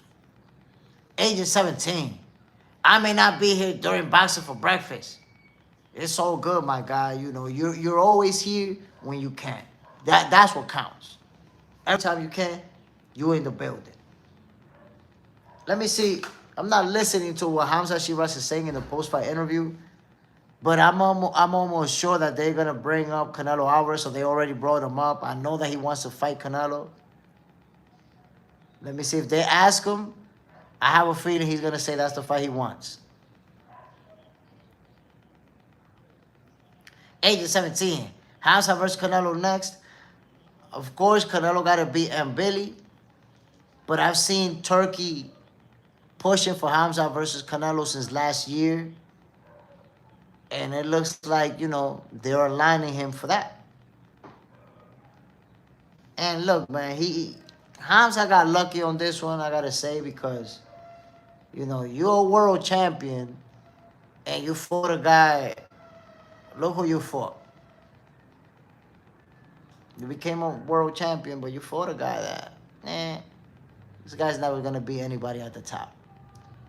Agent 17, after Mbele, I would love to see Hamza versus Canelo. And I think it could happen. I think it could happen. And you have to remember, it's September, right? They could be fighting in December. They could be fighting in December. Him and Canelo could be doing it in December. Or it could be January.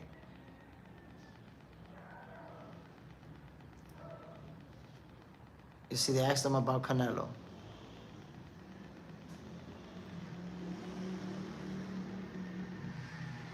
You see, Hamza Shiraz, he's smart. He said it's up to Canelo. He's one of the GOATs.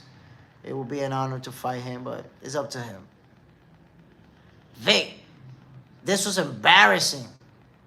I mean, obviously, Hamza Shiraz fought someone who was outclassed, who had no chance. Right before the fight, I looked at his resume. I looked at the box record. I was like, nah. This guy don't got a chance. He gonna get beat up.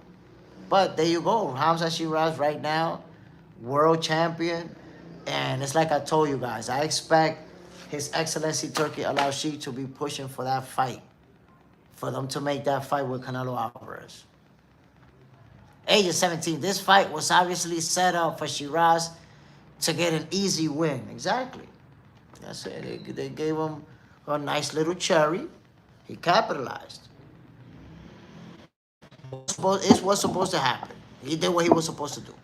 But you gotta respect it, my peoples, because you know that in boxing, you get upsets all the time. We got an upset today. How many people wasn't saying that Frank Sanchez was too old? Remember that this very morning. Frank Sanchez is an old man. He an old man. Look what he did. Flip mode. Do you think Shakur should go ahead and put them hands on Foster? He has had a big mouth lately. I'm going to tell you what. And I spoke about this before. Shakur Stevenson and Usyk Foster may be on a collision course. Why? Because they've already gone back and forth on social media. They had some sparring sessions, which Usyk was talking shit about, and Shakur didn't like it. Shakur said, I want to put hands on him outside. Not even in the ring, outside. Like, Shakur really don't like him, right?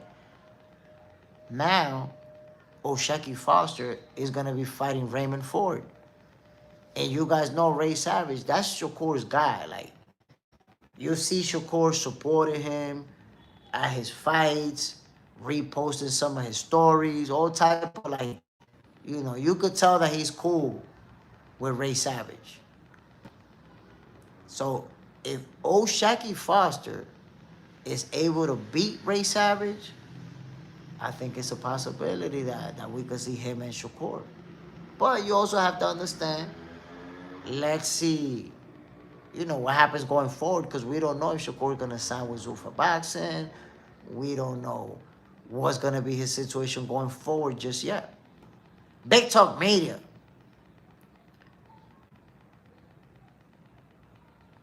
Eating. Shiraz now, he champion. Ford is going to get stopped. Damn, you think Raymond Ford is going to get beat up? Beat up? I don't think so, man. I don't think so, my guy. Listen, I even said, if this fight goes the distance, Raymond Ford is going to win. If it goes 12, Raymond Ford going to win. You see it right there, fellas. You see it right there. Bill Haney, JSmiff talking boxing. This interview is going to drop today, later today. I'm going to drop the whole interview. I'm going to be dropping some clips. Stay tuned, my peoples. Real good conversation with Bill Haney. A main event is about to come up. Fellas, somebody here earlier was like, Rico, he got a chance. Big Talk Media. Nobody beating Shiraz. Oh, okay, got you. Man, Shiraz is a problem. Hamza Shiraz is a big problem, my people. He a big guy, got a lot. He's almost like a Fundora. Almost. You know, Fundora's taller than him, but Hamza Shiraz is still a pretty tall dude. And he's very good at using that reach advantage. You saw that jab in the face piece constantly. He ain't playing with it. Flip mode. I just want to hear you say Shakur will beat Foster up. That's all I need to hear. I mean, if Shakur and Foster fight, Shakur's gonna beat him up. Beat him up. That's what you want to hear? Yes, of course. If Shakur Stevenson and Usyk Foster fight, Shakur's gonna beat him up. Big Talk Media. Shiraz Canelo next spring. I won't be surprised. You know, Turkey been pushing for that fight since last year. Look, they pushed Shiraz in a situation where he's going to perform. He's going to look good. Now he's a world champion. Canelo's going to be looking to become a world champion in that same division. And most importantly, Canelo already said that he wants to become undisputed once again. What I'm guessing is Canelo's ideal scenario is that he becomes undisputed and retires from boxing. We all know he's at the tail end of his career, right? Well, Hamza Shiraz is the WBO champion, so you're going to have to go through him in order to become undisputed. Age is 17. That was a nasty body shot from Hamza. Brutal. Brutal shot. And there you go. That's a sign of a devastating puncher. Big Talk Media. Canelo upset by Billy. Look, man. And Billy's not a cherry pick. And Billy a tough fighter. But I believe in order for him to beat Canelo Alvarez, he has to hurt him. Gotta hurt him. If you could hurt Canelo and make him uncomfortable, make him fight off his back foot, then you could win that fight. But if that's not the case, you cooked. Because if you think about it, and I've said this before, and Billy's style is tailor-made for Canelo Alvarez. Why? He's not going to use the footwork like that. He's not going to make Canelo chase like that. You know, all the guys who beat Canelo Alvarez got elite level footwork. All of them. Well, and got real good movement. Give you angles, all that shit. Well, Canelo's going to be fighting a guy named Billy who's going to stand right in front of him, who's going to try to out-tough him, who's going to try to outgun him. And those are the type of fighters that Canelo likes to fight. That's what he wants. You're cooperating with him if you're going to fight him in the box. Flip mode, in your eyes, is there anything that Canelo could do at this point in his career that could earn him a rematch with Crawford? He said you can't really earn a rematch with somebody who's retired. So there isn't really anything he could do. It's not about earning. You can't earn anything with somebody who's not in the sport of boxing. Now, if Crawford was to unretire, then Canelo becoming a champion in a division where Crawford wants to hold the title, yeah, that could. But really, there's no such thing as earning it with a guy who's not fighting anymore. No such thing. He's done. He got to let that L marinate in his spirit. Big Talk Media, I think Canelo is washed respectfully. Nah, he not washed. He not washed, bro. And I'm going to prove that to you right now. I'm going to prove to you right now he's not washed.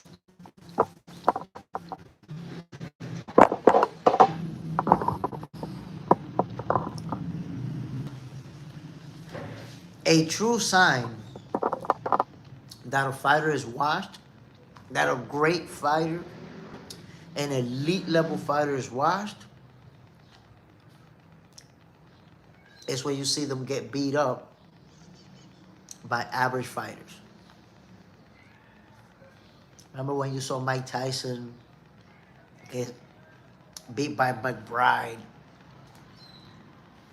Saw Roy Jones Jr. get beat by somebody late in his career. So that's how you know, okay, he washed. But Canelo went the distance with Terence Crawford. How do you go the distance with the #1 pound-for-pound fighter in the world and you washed? So he's not washed. And I guarantee you, win, lose, or draw with this guy he's going to fight with and Billy, Canelo's going to be performing at a high level. It's going to be a competitive fight. You got to remember, we've seen Canelo get outboxed. We never seen him get washed in his career. Look at his losses. If you look at his loss with Floyd Mayweather, he got outboxed. If you look at his loss to Dimitri Bivol, got outboxed. Same thing with Terence Crawford. So we've never seen Canelo get beat up by anybody. We never seen the fight. We're like, oh my God, he's gonna get knocked out. He's getting pummeled out there. Nah.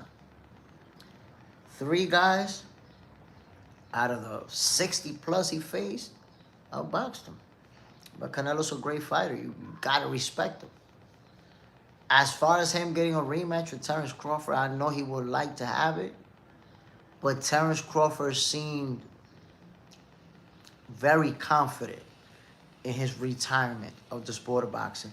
Now, we've seen fighters retire, be confident, and then come back. Floyd Mayweather's going to be coming back versus Manny Pacquiao, right? But honestly, the way that Crawford has been moving, I don't think that he's coming back. It's never, they say never, right? Just because Crawford is still in an age and physically fit to a point where if he wanted to, he could perform at the highest level right now. Terence Crawford could go in a training camp and still be the guy. But I don't think he's going to, honestly.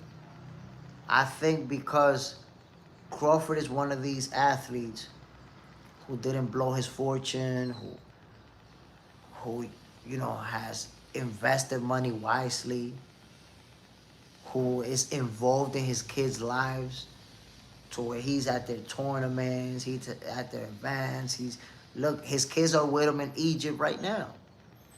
So I think because of the life that Terence Crawford is living, I don't think he comes back to boxing. He loving life, flying around the world, spending time with his family, going to boxing events that he wants, attending his kids' events. It don't look like he's coming back. Not to me, at least. And, he had a retirement celebration party with his family, with his friends, Nah. Everything about the way that Terence Crawford has been moving in his personal life after he announced his retirement suggests to me that he's setting himself up to stay retired. I don't see him coming back. West does say, yeah, I believe him when he said he's done.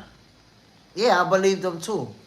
Because it's not like he was beating around the bush and say, I don't know what I want to do, or maybe, or left even a little window open. He said, no, I'm not coming back. I'm retired, and you could offer me $100 million, and I'm still not coming back.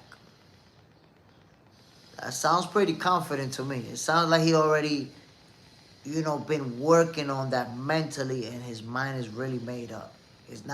It doesn't look like a decision he just had on a whim. Like, fuck it, I'm gonna retire. Nah.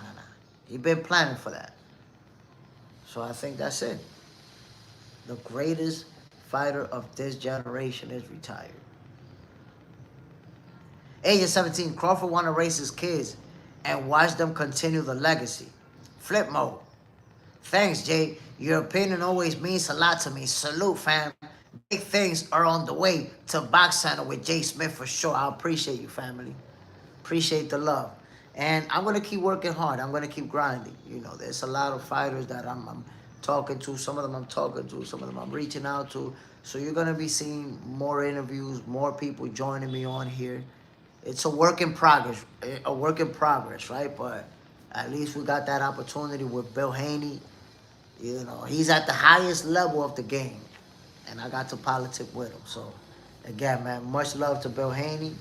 We're headed for this main event. It's going to be a good one, my peoples. Rico is gonna make it interesting for the first couple of rounds. Whoa, you see the pyramid in the backgrounds. Lit up. Here we go, fellas. We're going to get this action. Only one person. Well, not even one. Nobody has said on this show, there isn't a single person who has said that Rico even has a chance. Nobody. If you guys want to change your mind, is there anyone in here that want to say, I believe Rico's going to beat Usyk? Damn, nobody's giving Rico a shot at all. Come on, fellas. Yeah. I'd like to give him a shot, man, but I just don't see it happening. Keeping it real with you, fellas. I don't see it happening. Puerto Rico about to get beat up. And in fact, not just beat up, the beating of a lifetime. Because, you know, he took punches. He took punches in kickboxing. But yeah, he ain't never take no punishment like Usyk is about to dish out. Age of 17. Nah. Rico is alright, but Usyk too seasoned and too good of a fighter. Marie, y'all crazy. Rico is gonna beat the shit out of Usyk. Oh man, Marie, you're gonna be disappointed. You got a karate guy beating a #1 pound for pound fighter in the world. Oh man. Get ready for the disappointment. Age is 17. If Rico was fighting anybody but Usyk, I'd give him a chance. Nah, I wouldn't give him a chance against any of the top heavyweights. They all beat him up. All of them. The beating of a lifetime. Beating of a lifetime, my peoples.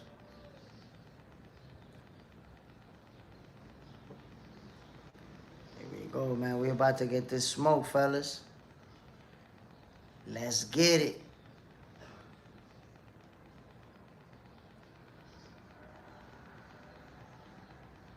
They doing too much talking in between fights. That I don't like. Like, this card started like 500 hours ago. Bro, you done already hosted like 50 fights tonight or today. Like, get with the program, my people. Go from one fight to the next. We ready for the main event. We don't want to hear y'all talking. Doing so that's the one thing they be overdoing it a little bit. In between the fights, they gotta follow the Dana White model. Where this fight finish, they have a quick talk, boom, on to the next fight. But you know, you lose interest, you lose engagement when you spend too much time just talking. I don't want to hear y'all. I don't want to hear it. Let's get this smoke. Marie, karate guy, is gonna put karate shit on Usyk, man. Listen. Karate guy about to get beat up. Flip mode, Roy Jones said that the monster should go straight to Usyk. Do you agree with that? Or is it way too premature? No, I disagree with that 100%, 1,000%. You know why? Two reasons. If I was talking to Roy, I would say, Roy, I'm going to remind you, when you moved to heavyweight, you fought John Ruiz. Evander Holyfield was right there. You didn't move up and fight the real deal Holyfield. And even after you beat John Ruiz, you moved back down. Everybody who was watching boxing in that era knows John Ruiz was the weakest link. John Ruiz was never seen as one of the best, considered one of the best. He's one of these guys, and we see a lot of them in boxing that are good enough to win a title, but they usually lose it right away and never become a champion again. He one of them guys. I'm going to win a title, but when I face one of them guys, I'm getting beat up. Guys, remember what David Tua did to him. And it's not even about David Tua knocking him out brutally in the first round. It's about the fact that John Ruiz was a good heavyweight. You never see anyone mention him alongside Evander Holyfield, Riddick Bowe, Mike Tyson, or any of the best heavyweights of that era. So Roy Jones did not move up to heavyweight to fight the best. He moved up to win a heavyweight title versus a good heavyweight. He's asking the Mexican Monster to move up and fight the #1 pound for pound fighter in the world in Alexander Usyk, who just got bumped to #2 right now. Damn, Roy, you didn't move up and fight the biggest gun at heavyweight. Why are you asking Benavidez to do that? You didn't do what you could have. You could have moved up and challenged Mike Tyson. You could have moved up and challenged Evander Holyfield. You went after John Ruiz, the easiest and most beatable guy for you.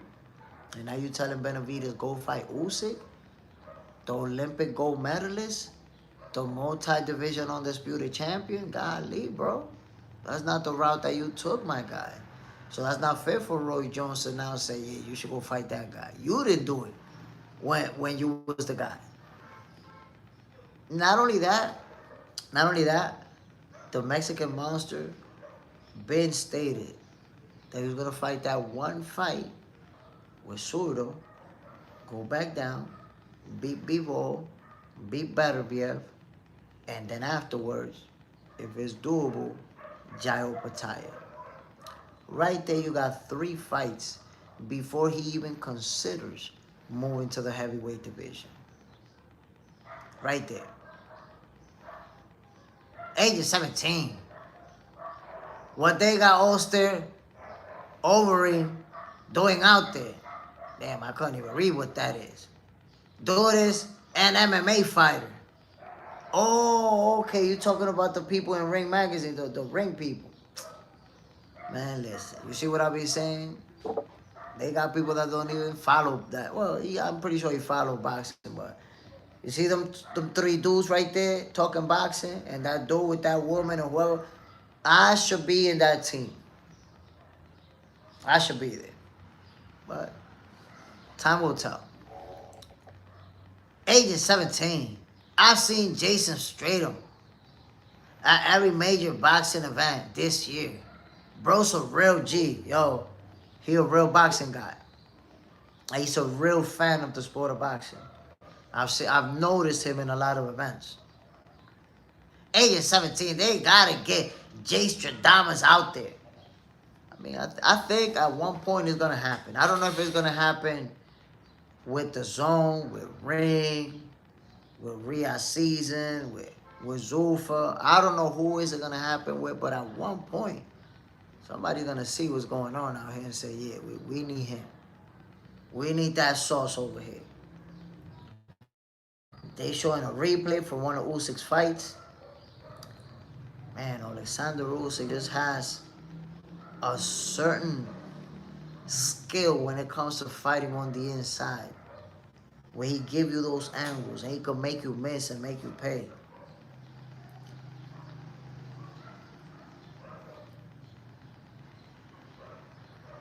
Yeah, Rico's about to get beat up.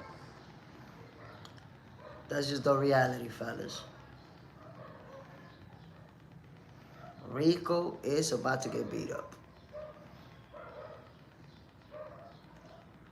Flip mode. Age of 17 for real. They gotta get Jay Stradamus out there. I think Usyk too fast and too strong for Rico.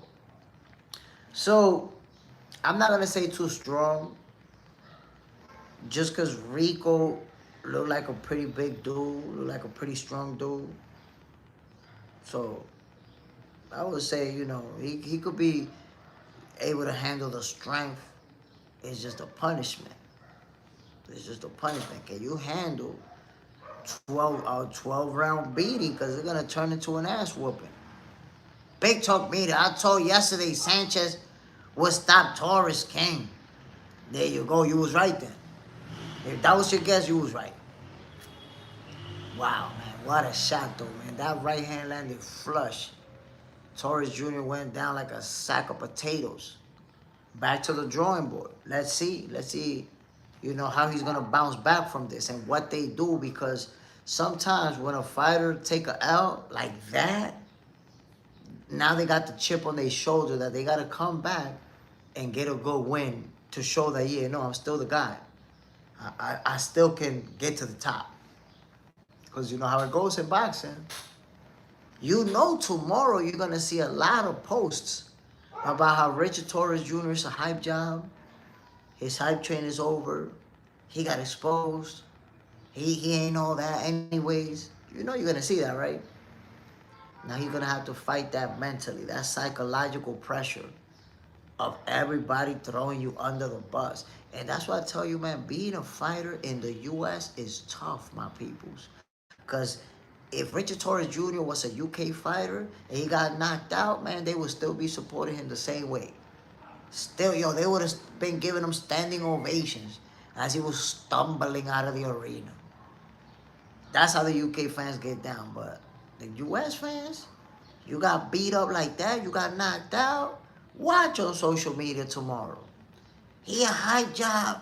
He ain't even all that. He a bum. That's it. That's it. That's how people get down. Big Talk Media, facts. Age of 17.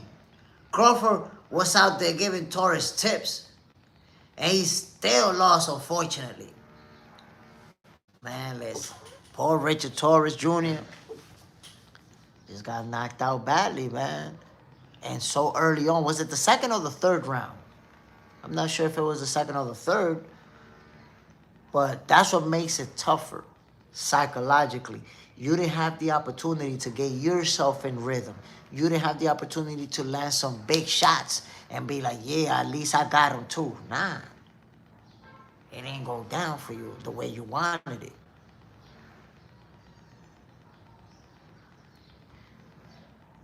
Flip mode. If we get Bronze Bomber and Joshua, who you got, JSmiff? I got Anthony Joshua winning that fight. I got AJ. If they would have fought 10 years ago, I would have went with the Bronze Bomber. Today, I got AJ. I got AJ beating him up. Beating him up. Come on, bro. We seen Deontay Wilder doing a 360 and getting knocked out by Big Bang Zhang. So, and of course, he won his last fight. Congratulations to the Bronze Bomber. Did what he was supposed to do to walk out of it with the W.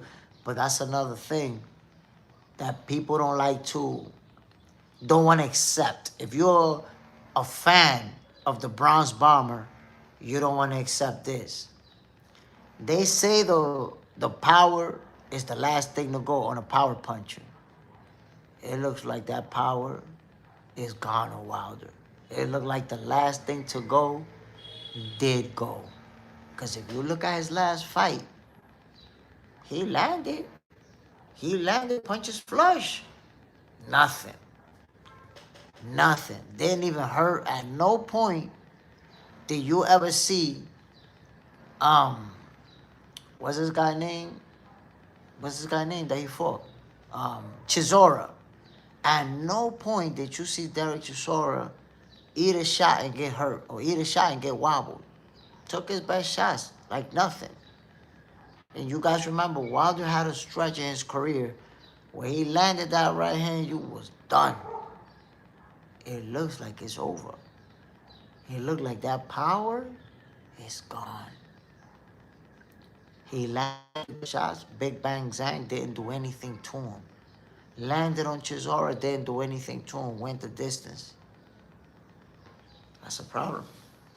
When you get in there with AJ, somebody who can still hurt you, and you can't hurt him, oh yeah, that's a problem. I see Wilder getting knocked out in that fight. Big Talk Media. Wilder's wife washed him up. Has no power. Should fight Jake Paul for the bag. Jake Paul is not going to get in there with somebody like Deontay Wilder. Why? Because he already felt heavyweight power when he fought AJ. And even though Wilder's not skilled like AJ, but Jake Paul doesn't want to take a punch from Wilder, who, even being diminished, Jake Paul gets brutalized. Age is 17. If Jake Paul can get approved to even spar, Jake can't even spar yet. Oh, no, he could spar if he wanted to. That's cap. That's cap right there. He's stopping himself. Like, they tell him, yo, you should not spar. So he say, oh, okay, I won't do it. But the dude his own boss, bro. Nobody could stop him sparring. If he wanted to right now, he could gather 3 fighters, come on, let's go spar. He could do it. But obviously, he got the situation with his jaw, with the plate that he got in there. And that can actually lead him to retire from boxing, to not being able to ever get in the ring again. Now, to get a real fight, a professional fight there, you do need approval. And you need to pass a physical. They definitely going to be looking into that jaw. But not for sparring, bro. He could spar whenever he wants. Now, of course, he's going to have a medical team and he's going to follow their advice. And if they tell him not to, he won't. But they wouldn't be able to stop him if he wanted to. My peoples, they taking forever for this main event. Golly. Big Talk Media.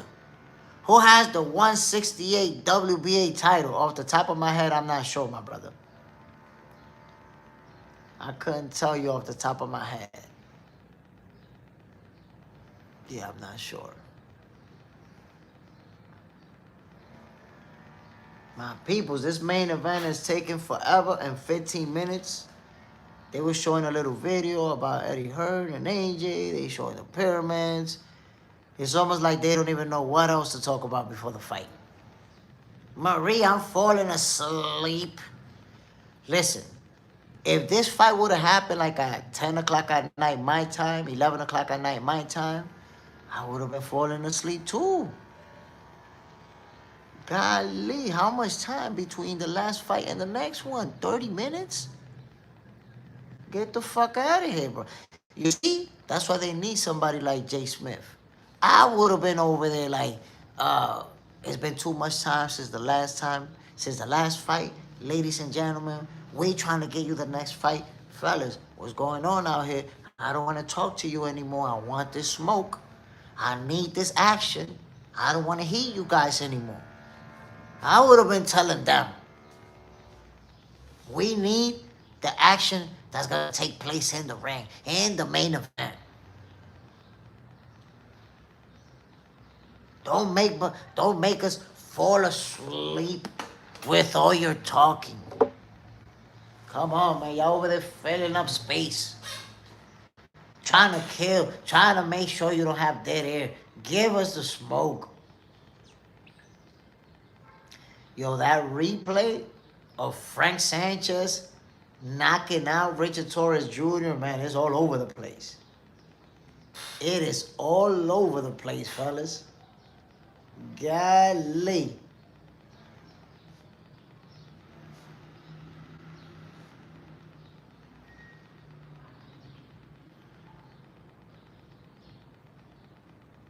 Like, come on now, let's get this fight, man. Let's get these fights. Let's get this main event already. We don't want to hear this. Big Talk Media, JSmiff, not showbiz. Pause. I mean, and I tell you what, look, showbiz is somebody that I got a lot of respect for because I saw him when he wasn't big yet. You know, I saw him when he was, you know, starting, when he wasn't, you know, in the zone and interviewing all of these big names early on. And to be honest, I wasn't really a fan of what he was doing because you guys remember he was like this real animated figure. Oh, this guy's gonna do this. Oh, like the things that he does and showbiz, the entertainer. I saw him more almost like a comedian doing skits than a boxing guy. And look, he developed, you know, grew his platform. And now the guy's with the zone, with one of the biggest boxing platforms in the world. That's why I tell people, you know, an opportunity for me, you know, I don't know when or where it's going to come from, but I would love it to be from the zone or Netflix or Paramount Plus, you know, one of the big boys where, you know, I'm going to be calling the big fights. I'm going to be interviewing the big boys. Yes, sir. Golly, my peoples. I'm surprised ain't nobody fall asleep waiting for the main event. Jesus Christ. This is brutal, fellas. Let me upload a video real quick, man. Let me upload this story real quick. The shenanigans. They're going to make us wait forever for this main event. What is going on, my people? Why are they doing this like that?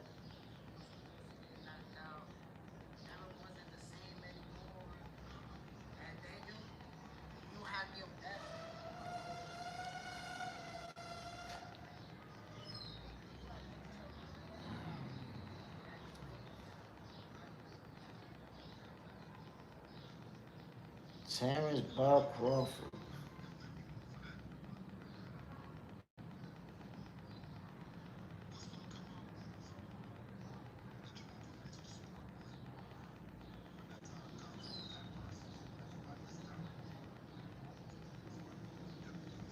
Big Talk Media, your time is coming. I appreciate you, my guy. And I've said that before, you know. Um, when it's the situation that I'm in and what I do, you just never know. I could get a phone call tomorrow, but that phone call could take a year. It could even take 2 years. You just never really know. But I just gotta be patient and wait for my turn. And that's it. When I get that opportunity, bro, I'm gonna be going berserk. Berserk. Taking over shit. Flip mode. I have a lot of respect for the Mexican monster for giving Crawford respect after he beat up his brother. That's some real shit. I mean, one thing that I could say is consistent about the Mexican monster is that he's always respectful towards other great fighters. If you see the way that he talks about other fighters, and he's always shown respect to Terrence Crawford. He's always giving him that respect because he knows what Bud has been able to accomplish. That's just the reality. Dana White. Hold on, my people. I'm posting a video on IG.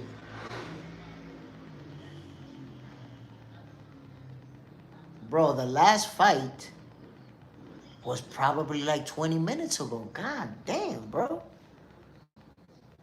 I'm starting to feel like something happened. Maybe one of the fighters had to get their hands rewrapped or something. What is going on out here, fellas?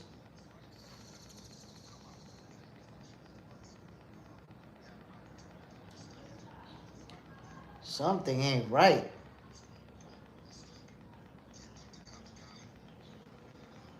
Something is not right, my peoples. Get them fighters in the ring already. I'm ready to pass out. Big Bello man. I just be having fun, JSmiff. They in Turkey say he don't do charity. Shiraz fight for sure look like charity. I mean, that was a serious charity. Serious charity, I mean. But you know that Shiraz is his guy. He been pushing for Shiraz and Canelo to fight each other since last year. So, you know, they got him a nice little cherry. Now he could look good, and they can say, look, we earned that fight with Canelo. That's really what it's about.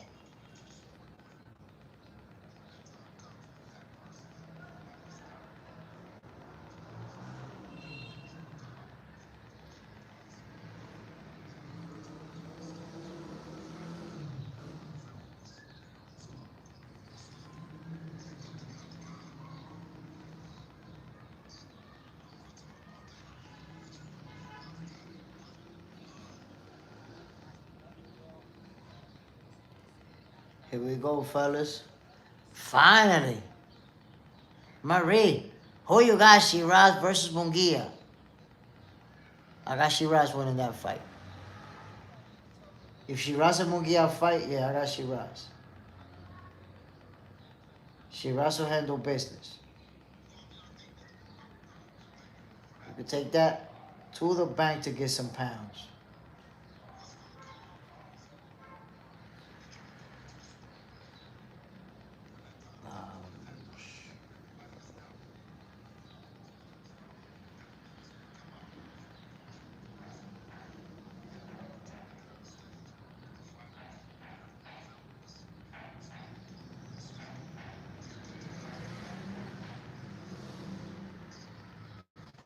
Yo, you guys know something funny?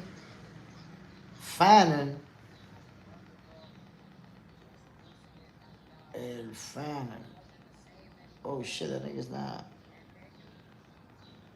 You guys know Fannin, the social media dude. I never knew he was Dominican. He was actually here in Dominican Republic recently, man. And I recently found out dude is Dominican. I didn't even know that. We still waiting for the main event, my peoples. Still waiting for the main event. They making us wait for this one, fellas. Jesus Christ.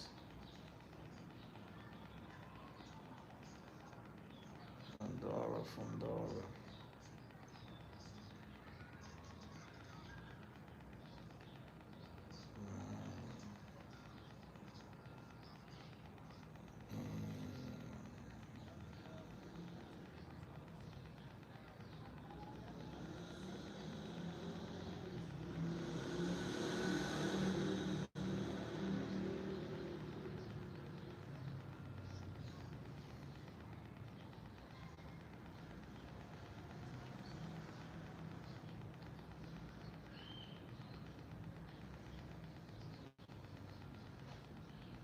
We're still waiting, fellas. The gentlemen are talking, killing time. It's like, how much talking y'all gotta do before we get this fight started, man? Stop playing already. Stop playing with us. Flip mode. Jay, in your opinion, is Mike Tyson still one of the most feared fighters of all time? Oh, without a shred of doubt. Listen, even right now, think about how many years ago since Mike Tyson retired, how many years ago since he was in his prime. Mike Tyson's prime was in the late 80s and 90s. We're talking about over 20 years ago that he was in his prime. And even today, there's never been anybody after Mike Tyson left who we could say is as feared as Mike Tyson was. There's nobody. Because if you think about it, let's look at Deontay Wilder. He had that knockout power. He was knocking people out, and people say he's the hardest puncher ever. But who's the best names in his resume? Who's the best names that you could say, yo, Wilder beat this guy? So it's not the same. Mike Tyson gets hated on because a lot of people started watching boxing late. Not late, but started watching boxing late into his career, and their memory of Mike Tyson is him getting knocked out by Buster Douglas, or him getting in trouble all the time, or him losing to the McBride guy.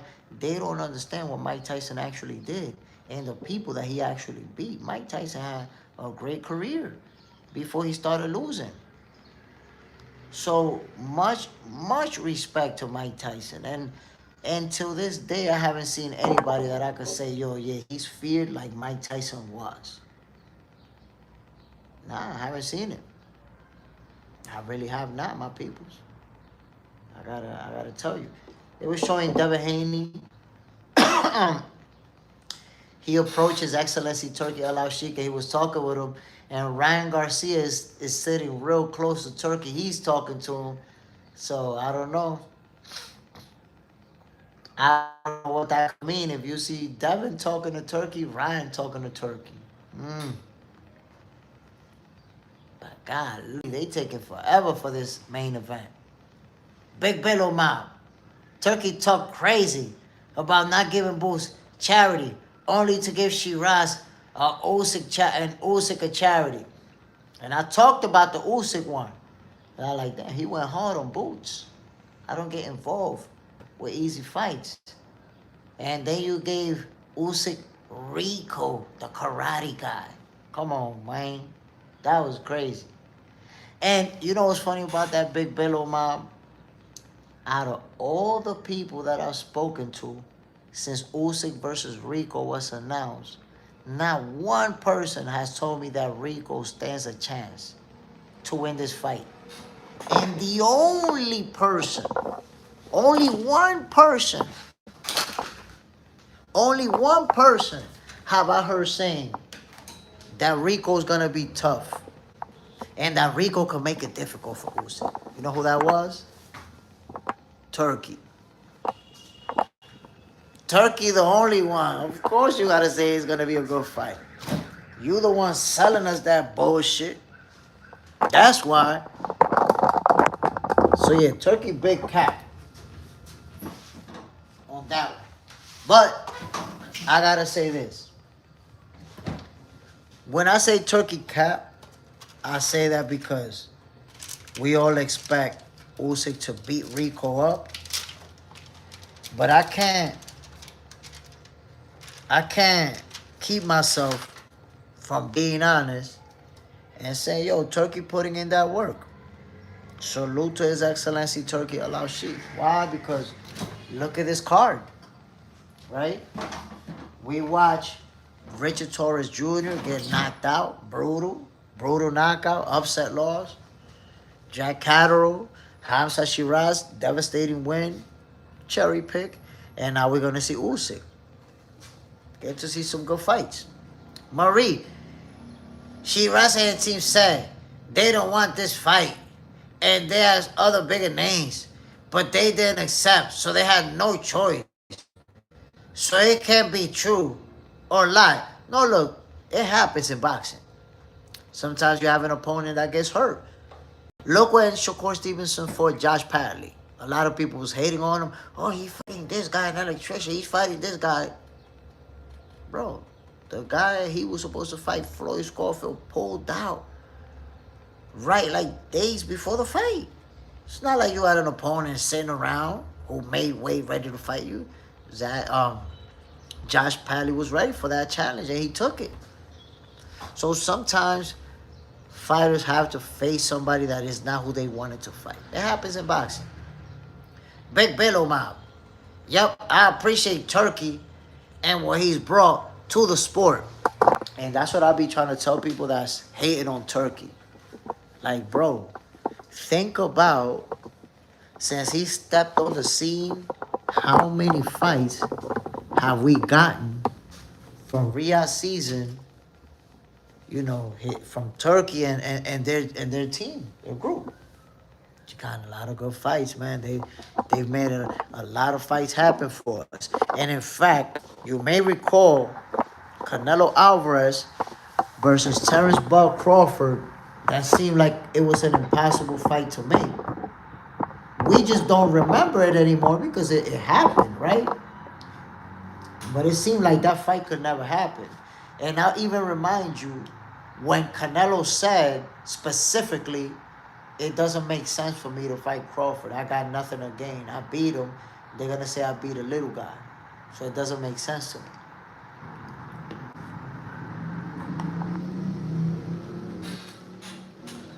Canelo had no plans of fighting Terrence Crawford. Who made that happen? Turkey. Arma. Bam. Salute, family. So, we've seen a lot of fights that would not have been made if it wasn't for Turkey's involvement. Gotta respect him. Salute to His Excellency Turkey Al-Sheikh.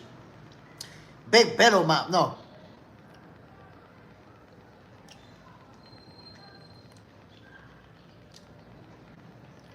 Oh. Okay, I read that.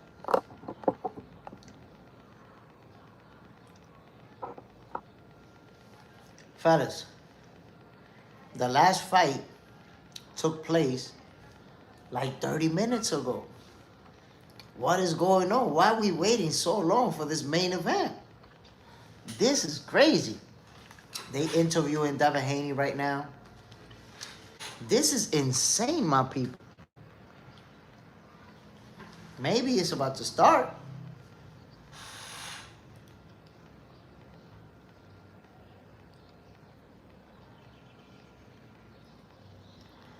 There you go. Devin Haney said they working on some things. He don't want to say any names. Like I told you guys, I spoke to Bill earlier today, and I asked him about that. So I'm looking forward to sharing the interview with you guys. Posting some of those clips.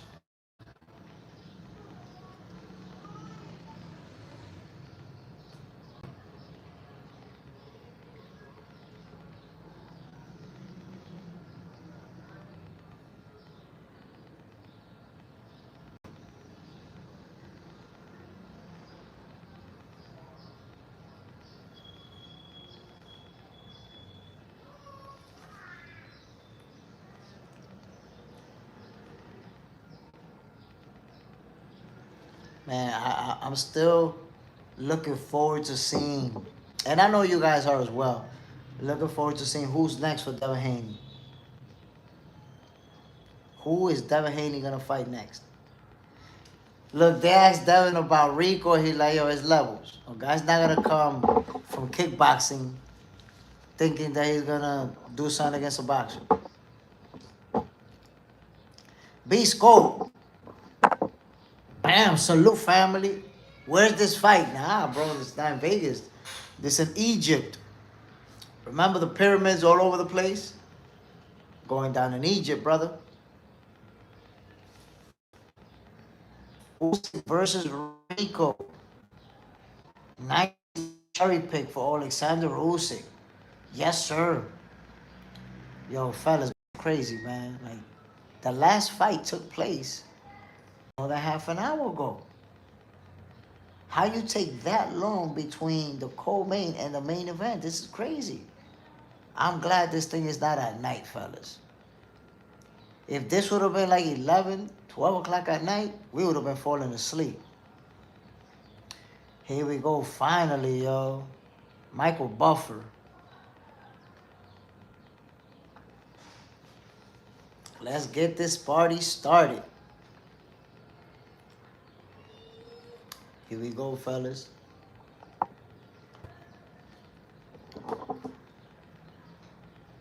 Michael Buffer making his iconic announcement.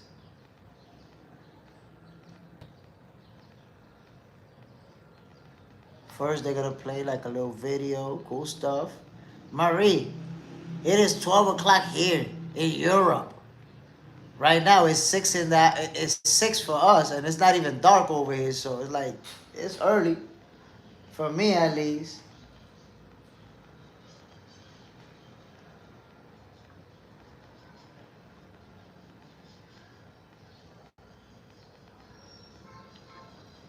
A nice little video, a nice little production they got going on over here. I could appreciate it. Good stuff. Good things.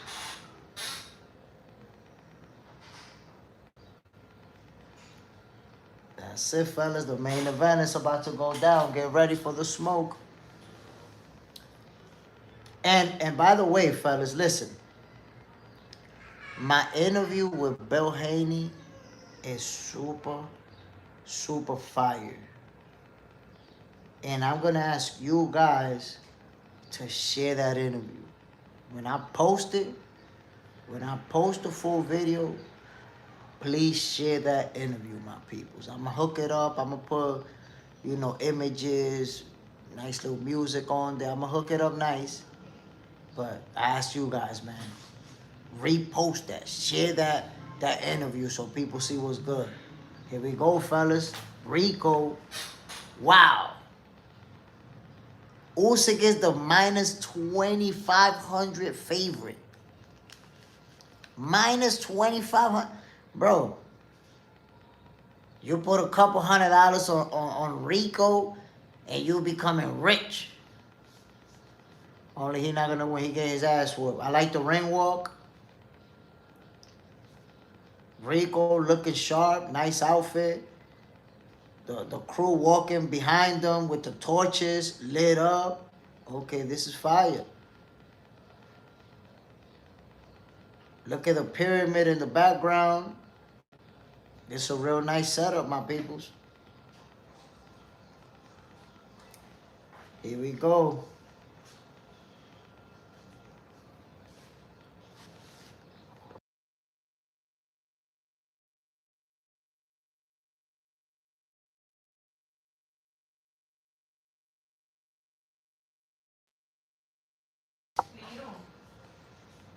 Rico getting stopped.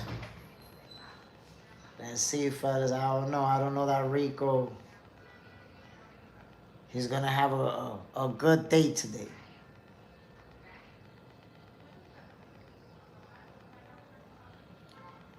So Rico's already up. Usyk is about to take the stage.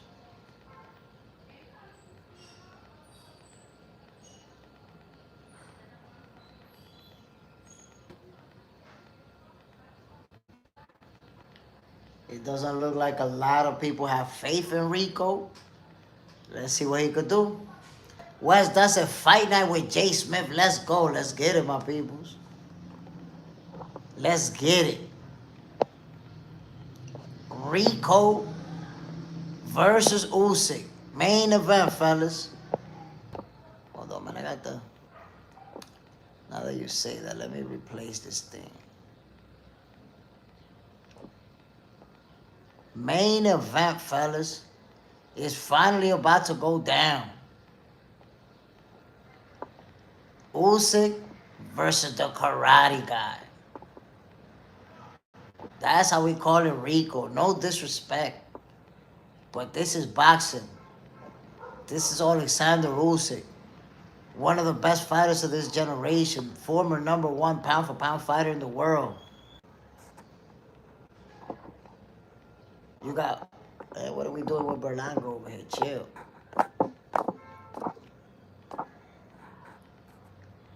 God damn. My people, these ring walks... Oh, but they use AI. That's not real people. Hold on. I was wondering out.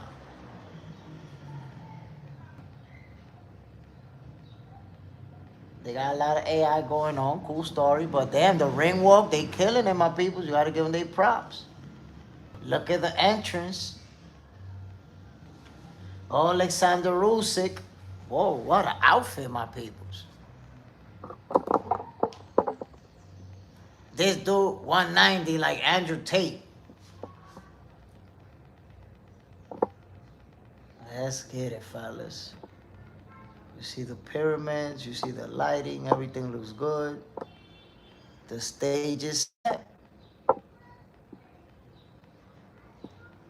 I'm still waiting to see Usyk. There you go. Michael Buffer announcing him.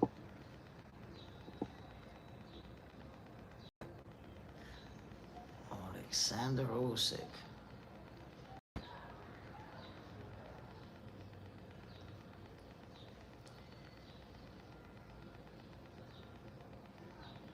Whoa. Alexander Usyk got that gladiator outfit. My peoples. You see Usyk with his gladiator outfit ready to go. But they said a loss here and Usyk will be mentioned with Mike Tyson and Buster Douglas. See it, my peoples. Oh shit, my battery's low. This is crazy. The battery's low. That's all good. We ain't going nowhere.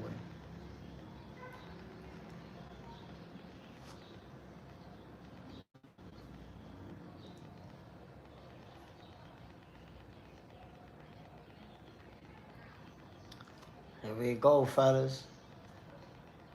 Alexander Usyk has now taken the stage. You see him with the gladiator outfit. It's about to go down, fellas. We're going to get the real smoke. We're going to get the real smoke from Alexander Usyk. I told you guys before, he's not going to make the same mistake that Tyson Fury made with Francis Ngannou.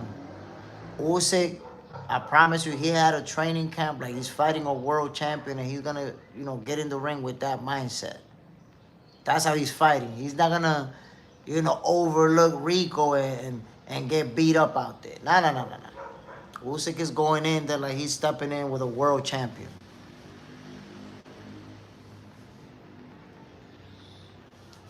Here we go, fellas. Alexander Usyk. Rico Verhoeven. They're about to mix it up, fellas. There we go.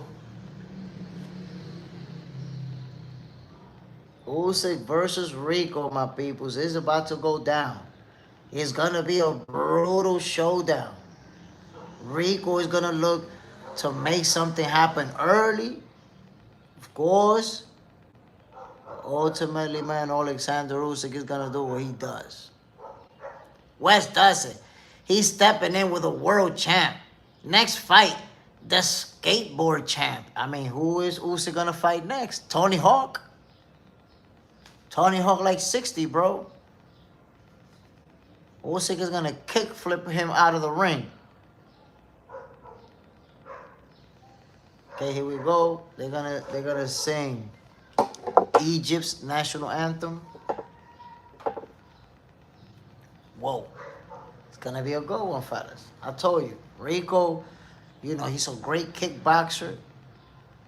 So he's at least ready to take a good beating. He's not just gonna go out like that. Wes Dustin, Tony Hawk. I mean, I'm saying though. Tony like 60, bro. 60 something. Still do a mean kickflip. Gotta give it to him. Here we go, my peoples. They doing the Egypt's national anthem.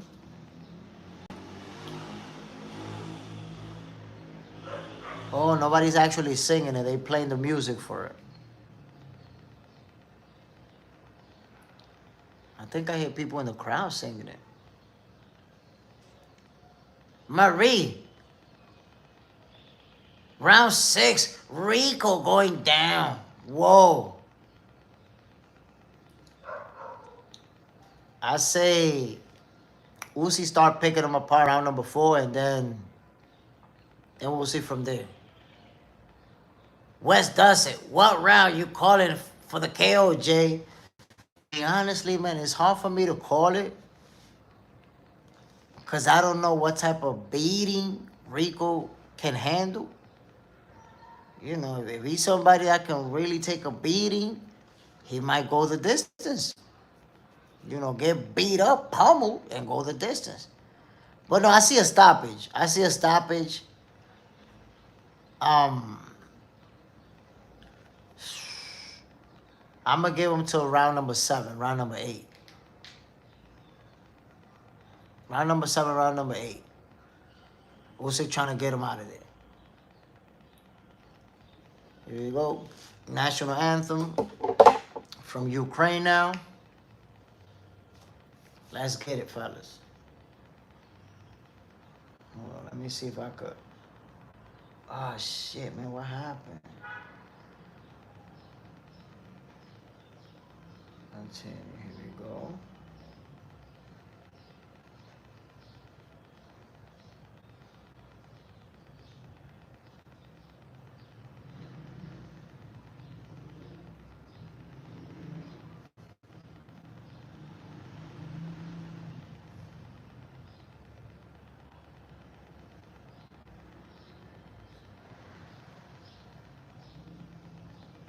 Ooh, there we go.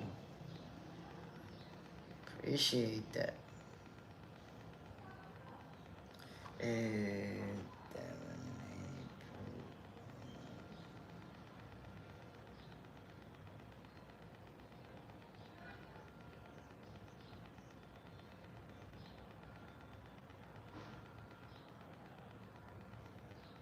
we go, fellas. It's about to go down.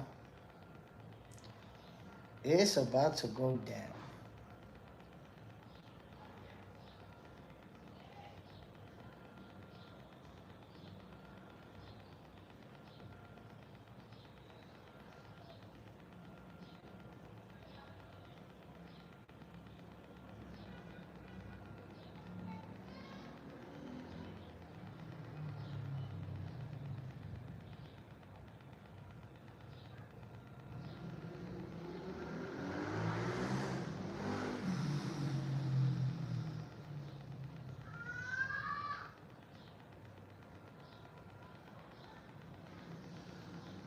Fellas, get ready for the smoke.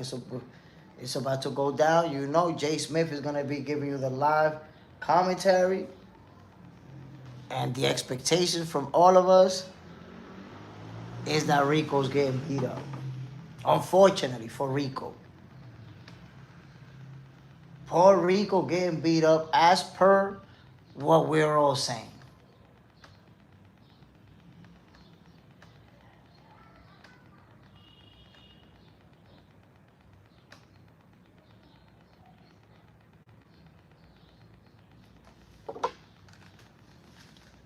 Let's get it, fellas.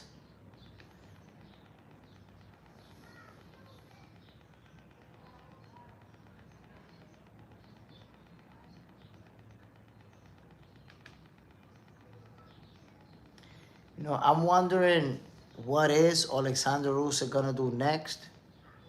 You know, is he still gonna, you know, not fight the top dogs, not fight the guys that are gonna be competing for the world title and the world champions? Let's see. I'm gonna remind you guys that Caballero was actually or is Alexander Usyk's mandatory. He didn't fight Caballero because he petitioned the WBC to allow him to make a voluntary title defense, aka a cherry pick with Rico. Cool, you're getting that now, right? But what Mauricio the goofball Sulaiman said is that Usyk is gonna fight this fight, and then they're gonna ask him to fight Caballero. But whenever Usyk talks about the guys who he wants to fight for the last fights of his career, Caballero don't come up, my peoples. Oh shit. My people, this thing is acting up. My internet is acting up, fellas. Oh shit. Don't tell me my internet cooked for the main event. If you're watching the fight, my people, did the fight start? Cause I lost the feed. Yo, I really lost the feed right before. Let me know where we are, fellas. Right now, right now. Did the fight start? Did it not? I'm struggling over here.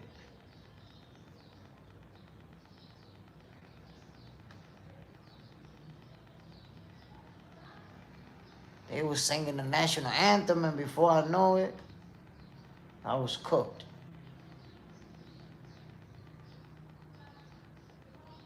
Damn, I don't know if it's my internet. Okay, here we go. I see Michael Buffer making the announcement. This thing is freezing on me.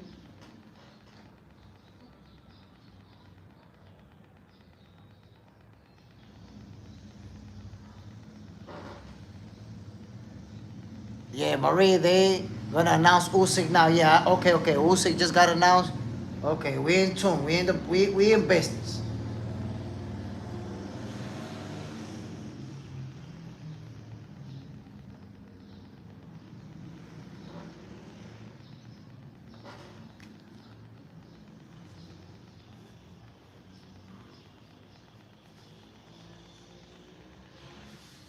Here we go, fellas. Yes, sir. Let's see what Rico's gonna be able to do, especially early in the early rounds.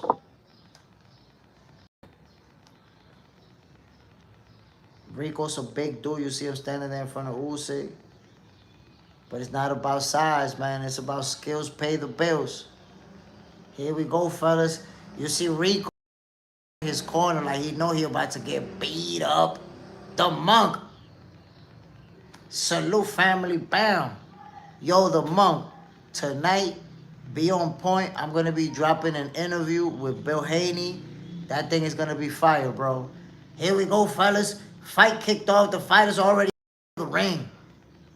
You see Verhoeven using the footwork, putting the double jab out there. Whoa. Look, I see Verhoeven too jumpy. You see Verhoeven? You see Verhoeven, how he looks too jumpy. Too anxious. You see Usyk looking real calm. Okay, Verhoeven putting two jabs in the right of the body. While Usyk gave him a little chuck right hook to the wig piece. Guys, you see Verhoeven? The Monk, salute, family. Bam, appreciate you dropping in. You see them in the middle of the ring, fellas. Verhoeven putting that stick out there.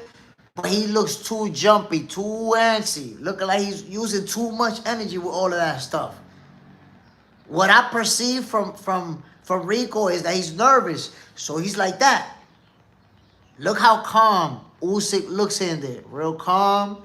Usyk is watching him, feigning, seeing if he bites on those feints. So Usyk is just studying him to then start breaking him down. You see the jab from Usyk, putting it out there. Rico also using that jab. But you see that awkward. Rico almost looked awkward the way he's moving. You see, he bouncing on his toes. Ooh, Usyk with a right. Rico goes forward, double jab, left, right. So you see Rico trying to let the hands go, but you see the footwork. He's not stable. You can see that he's not a boxer. Because if you're a kickboxer, your footwork is not the same as a boxer. The monk, when I drop in, I stay in, sir. Appreciate you, my brother. Listen, check it, man. Later today, I will be dropping an interview that I did with Bill Haney. You know, we talked boxing for like 9-10 minutes. So stay, you know, keep your eyes open. This interview is fire. You know, you're going to see me talking to Bill Haney for a little bit.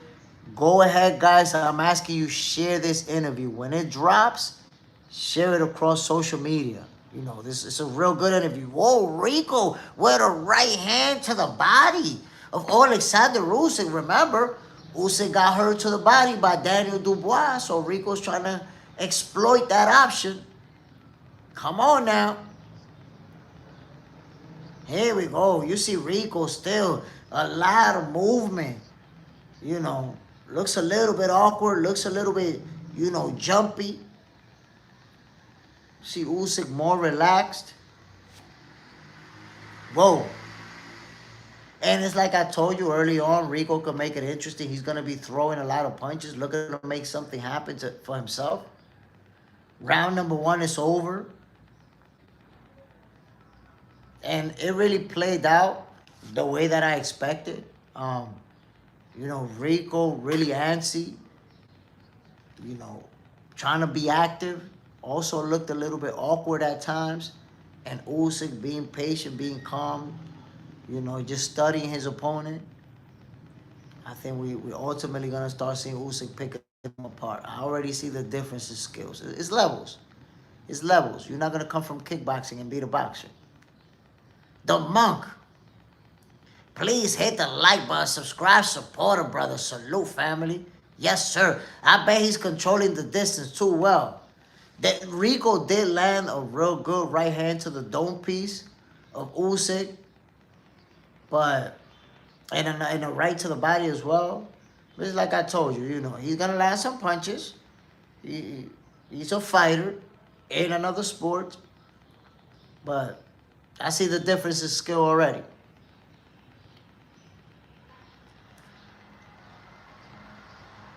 You see both fighters in the middle of the ring trading jabs. Rico with a jab to the body. You see Usyk own the middle of the ring. Rico is the one dancing around him.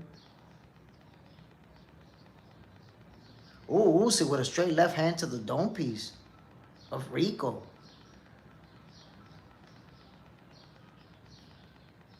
See, they trading punches right before going into a clinch.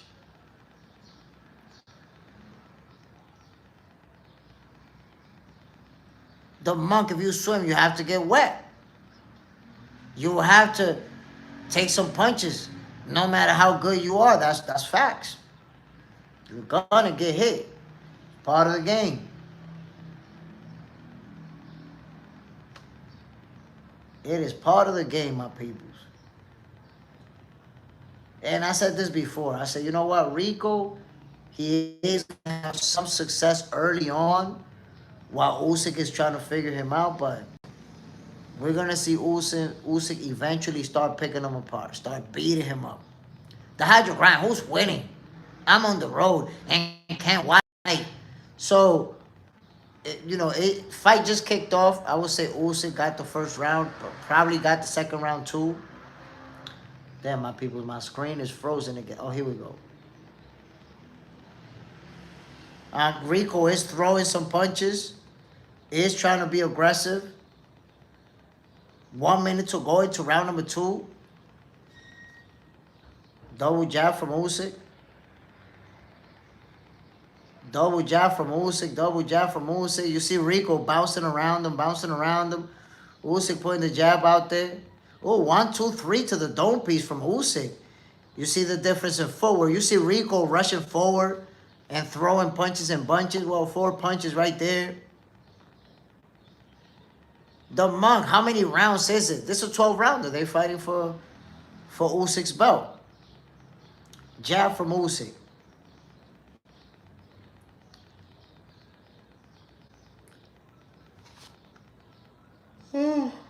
I gotta tell you guys, at some point, I'm gonna start feeling like Usyk is carrying him. Like he's carrying him, giving him a few rounds to work before he just beat him up. Wes does it. I'm listening while cooking. Ooh, handling your business. What you cooking, brother? What you cooking? You see Rico going forward, throwing some punches as Usyk is carrying him to the end of the second round. The monk. I think Rico needs to slow down the pace or could get knocked out. He's too jumpy. He's too antsy. It's almost like he's nervous, so he want to show that he's in it. Gotta slow down, bro. What do you know? Chill out.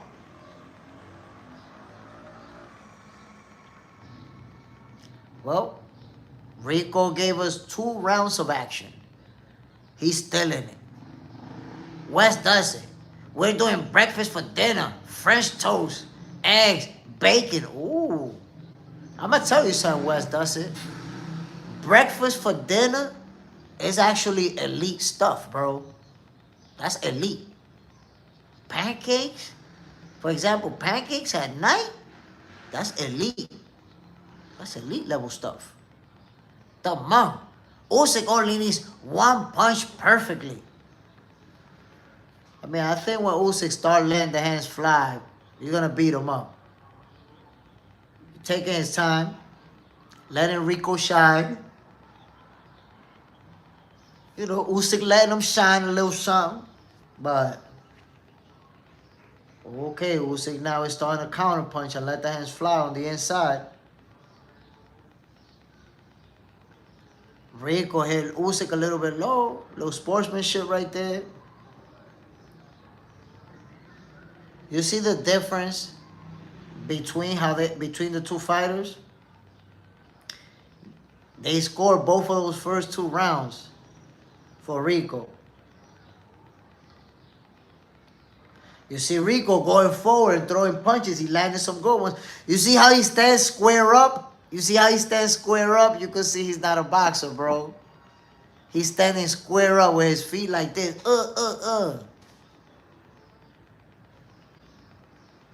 Wes does it. I'm telling you, fam. Chef Dad. Nah, you handling business out there. Salute to you, brother. Yes, sir. The monk. One thing Usyk knows is great forward. Beats any punch. Wes does it. Usyk is going to fill out any guy that big. Can't get careless, of course. That's why I told guys he's not going to make the same mistake that Fury did when the guy... Oh, Fury! You saw Usyk with that counter left to the wake piece of Rico? What a shot. My battery's at 10%. I'm going to have to be running for a charger soon, fellas. Oh! Rico caught Usyk with a looping right hand to the mouthpiece. Usyk felt that shot, fellas. Wait a minute. Rico's trying to make it interesting. But deep down inside, I think we all know Usyk is carrying him, fellas. Let me be the one to tell you. Usyk is carrying him. So that people don't say, look, it was an easy cherry pick. So that Turkey can say, look, this was a tough fight. Carrying him, my people's giving him the opportunity. Hold on, man. I'm putting this thing on the charger. Usyk is carrying him, fellas. That's my take on what's going on out here. What do you guys think? Is Usyk carrying Rico? You see Rico going forward, throwing punches. And you also see the low punch output from Alexander Usyk, similar to what we saw from Floyd Mayweather in the early rounds of the Conor McGregor fight. So the action that we've seen is not fooling me. I know Rico threw some good punches, landed some good ones, Nah. Usyk carrying homie. The Monk is Rico undefeated. Rico's professional boxing career is 1-0. A staggering 1-0.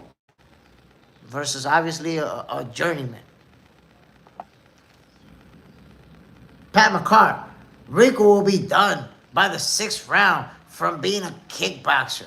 The Monk is Rico undefeated. Pat McCart, yeah, 1-0 in boxing. I mean, a staggering record of 1-0. Going against a pound-for-pound fighter. Come on, we supposed to know how this plays out. Here we go, fellas, round number 4. Let's see Rico putting the jab out there.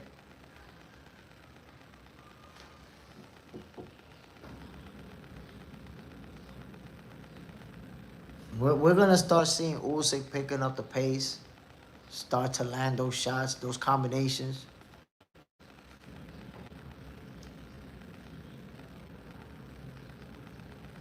You see Rico, a lot of movement. Rico with a straight right hand and a jab. Double jab from Rico. So if you notice, yeah, Usyk is carrying him, in my opinion. If you notice, Rico's moving a lot, throwing punches, and Usyk is only throwing the jab, moving around. They carrying him. Turkey probably told him, yo, don't knock him out right away. We need you to make it seem like this was an interesting fight. Rico is known for good conditioning. Not in the world of boxing. He never fought 12 rounds. His conditioning in another sport ain't gonna help him with Alexander Usyk. The Monk and fighting for the belt. Let's thank Jake Paul for this. Jake Paul got Rico a shot. You want to know, fighting for a heavyweight title shot. There you go. Usyk landed a nice shot. Maybe slow Rico down. Now you see Usyk going forward.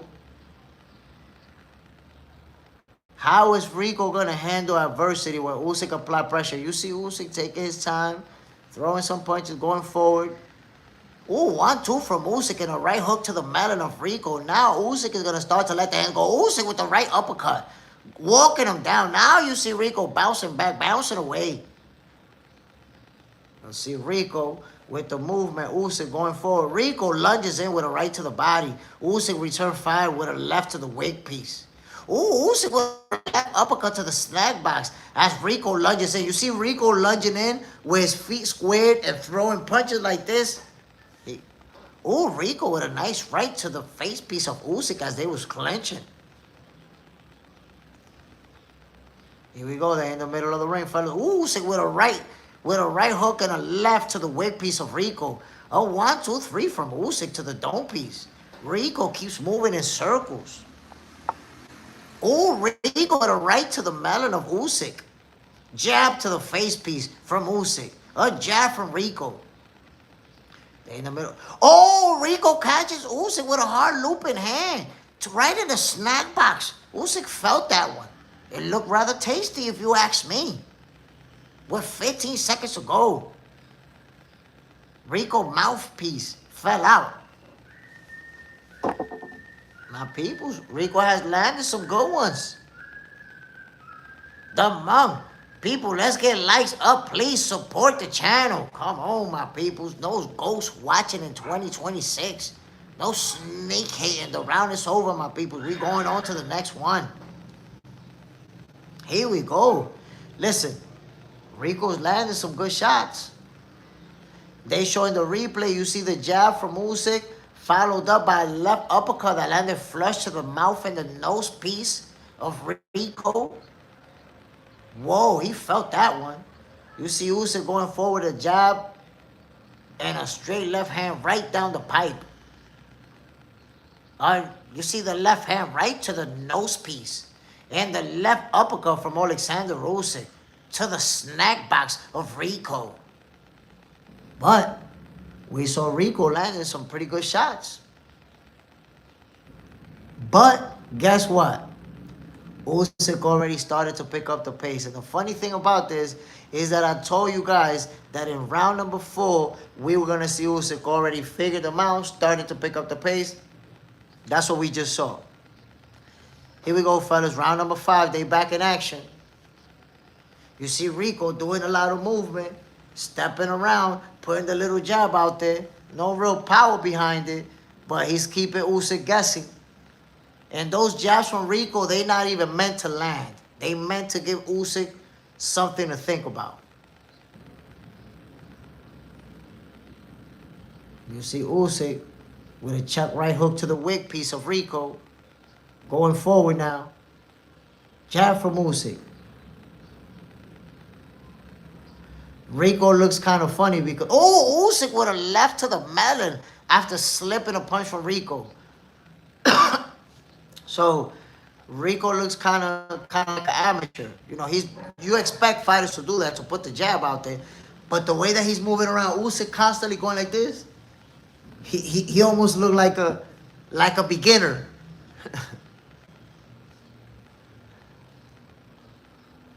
Brand Silver, the best channel for boxing. Salute, family. I appreciate you.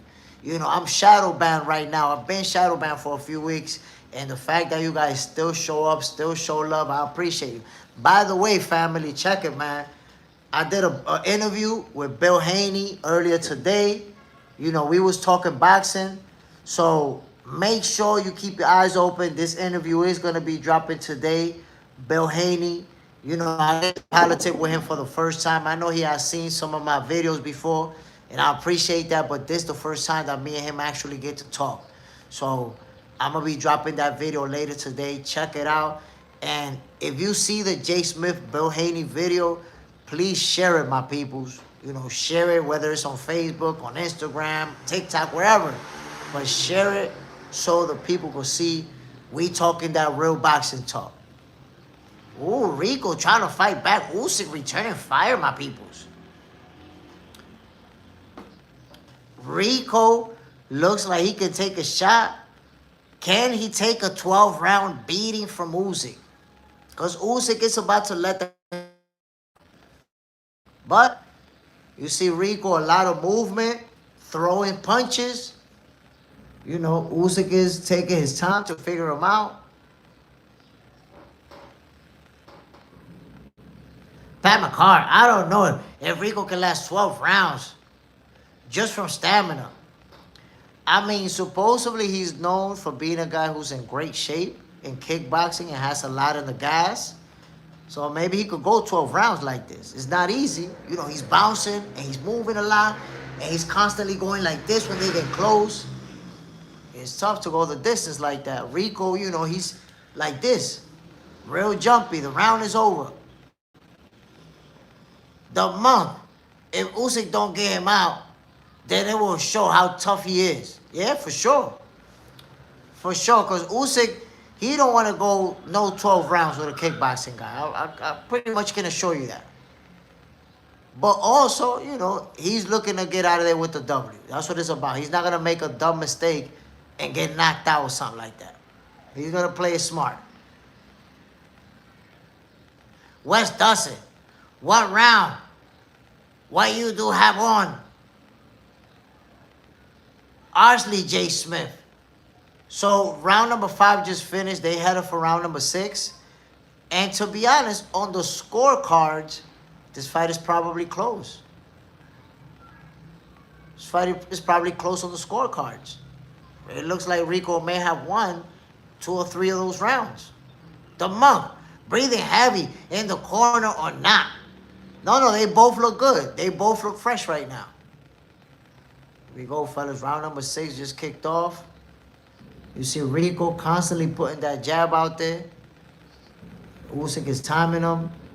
The one thing... Oh, Usyk with a jab and a right and a left to the mouthpiece.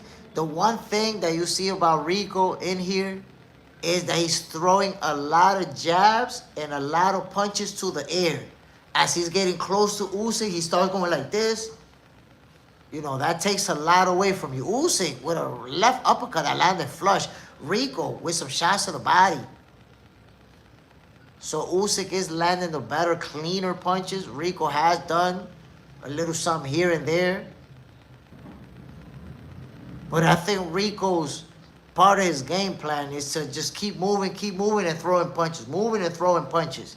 even if they're missing, even if they're too far to land. And then sometimes you see Rico square up with his feet like this and just start going lefts and rights.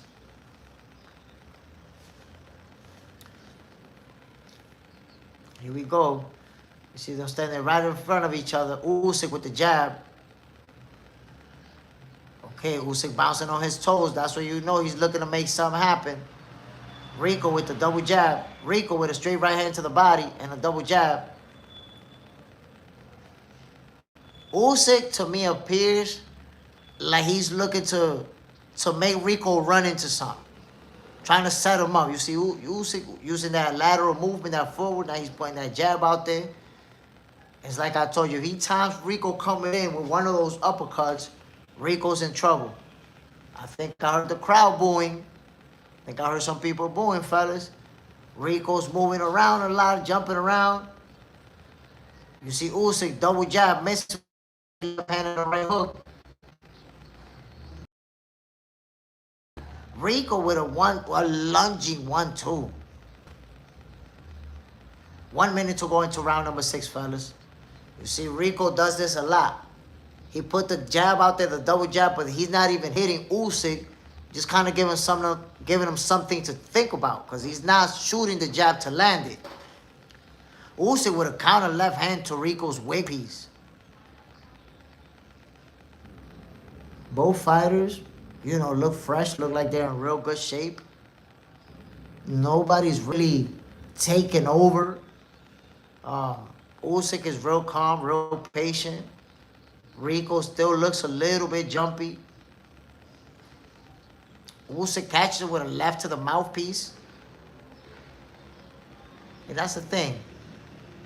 And what I said earlier, I don't know if Usyk is carrying him. Because whenever Usyk starts to go forward, right away he puts Rico on the defense and he starts to land good shots on him. So why is he, you know, fighting this type of fight? But I don't know. I don't know if he's carrying Rico or if he's just being hesitant. Usyk fights a bit in different style now. But that's what I'm trying to tell you. We're not, you know, we're not seeing the usual Usyk. We're seeing the Usyk who still has a low punch output, who's still being patient, taking his time. We're headed for round number 7, so Usyk should start letting the hands fly. I don't know at what time they say, okay, by this round you can let the hands go, Usyk. I don't know if it's that, but we're not seeing the usual Usyk. The monk. Trouble is Rico won't fight same as a boxer would. He probably doing things that unfamiliar to Usyk. Here we go. Round number 7. Back in action. They trading jabs right now in the middle of the ring. Double jab from Usyk. A jab from Rico. They trading jabs in the middle of the ring.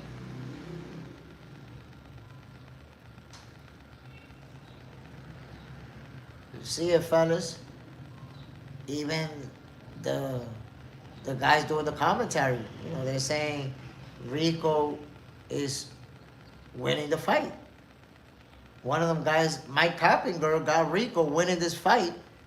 Got Rico winning almost every round. He only gave Usyk 1 round.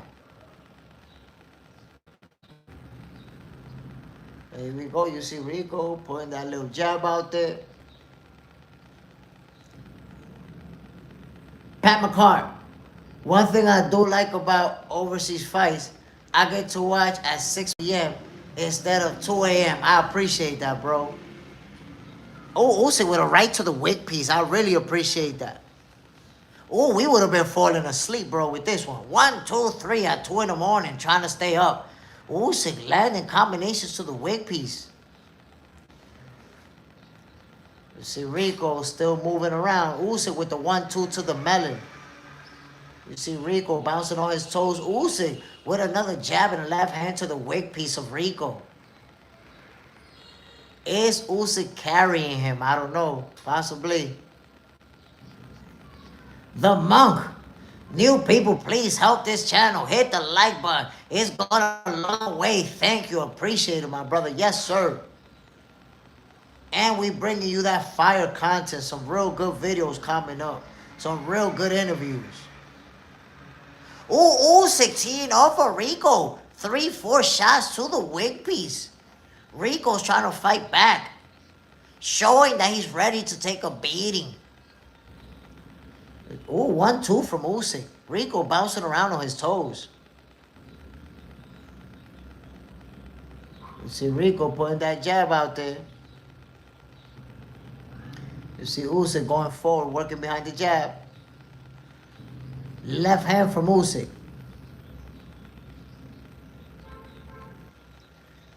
Double jab from Rico. Double jab from Usyk. Rico still fighting back. Fighting. Letting the hands fly. Box fans, bounce, salute family.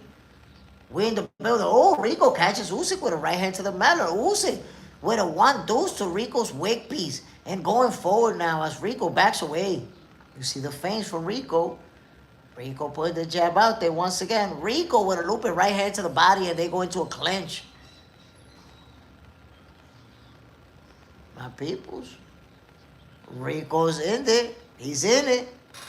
And you even got Mike Coppinger saying that Rico's winning the fight. Come on, fellas. Rico. Can Rico go the distance, fellas? That is the magic question. Rico has had some success, fellas, in this fight.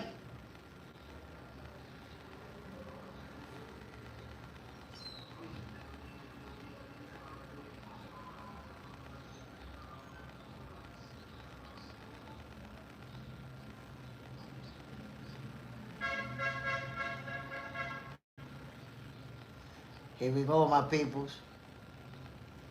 Round number 8. Back in action. You see Rico using that jab, fellas. Rico letting the hands fly. Come on now. Now, I want you to understand this. This is Rico's second professional fight. If he was to win this fight, this would be a bigger upset than Mike Tyson versus Riddick Bowe. Versus Buster Douglas. This would be a bigger upset because Buster Douglas was actually a real good boxer. He just couldn't stay in shape. Rico, a kickboxing guy with one professional fight. You imagine a guy with a record of 1-0 winning a world title against a pound-for-pound fighter? If Usyk is carrying him, he better stop it. Whoa. Whoa, Rico landed a right and a left to Usyk's wig piece. Another right to Usyk. Rico feeding Usyk feeding Usyk leather, my peoples. This is some Rocky Balboa type shit. And Rico kind of fight like Rocky Balboa in the first fight. The stance kind of look like it. The mouth. Rico shocking the world.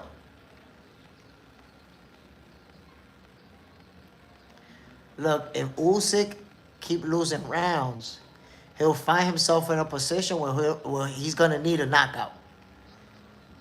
He might actually need the knockout. You see Rico with the double jab. Usyk made a miss.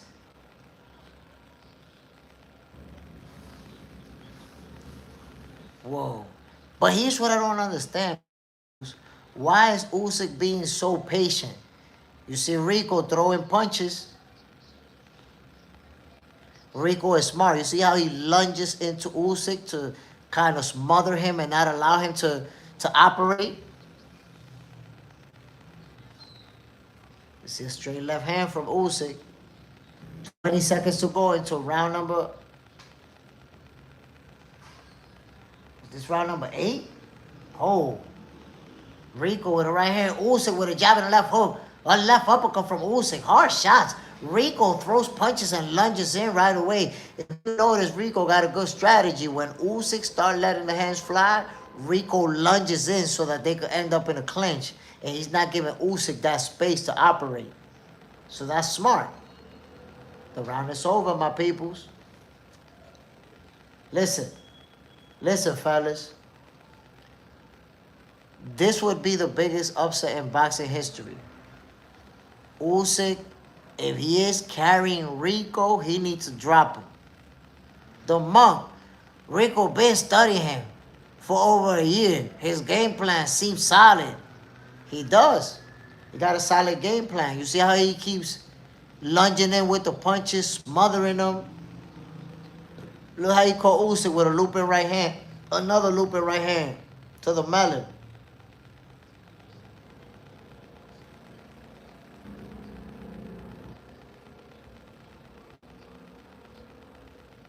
See, Usyk has had some good moments in this fight, but it's almost like he has never gotten into rhythm. In round number 4, it looked like he was getting into it, and I don't know what happened.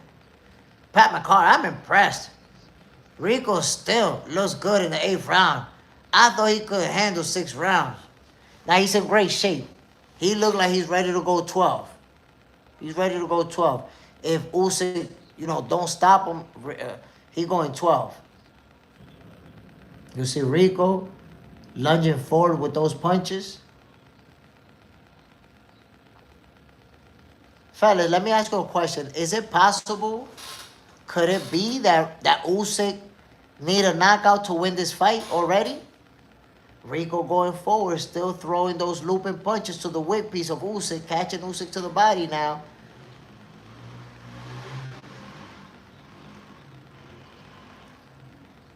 Here we go, fellas. 2 minutes to go into round number 9.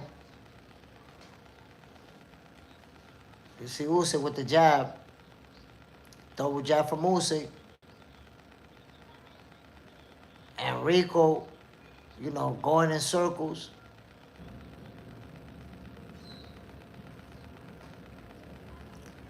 The monk, does Usyk look hurt by Rico's attacks? No, Usyk doesn't look like he's been ever hurt at any point in this fight. 1-2 to the dome piece from Usyk. What I would say from Usyk is that he's being outworked. Oh, Rico with a 1-2-3 to the wig piece of Usyk. Caught him with some hard shots. You see Usyk backing away. Rico throwing lefts and rights and then clinching him. Like I told you, he's smothering him. He's not letting Usyk have the space that he needs to operate. So, it's not that Rico is hurting him. It's that he's outworking him.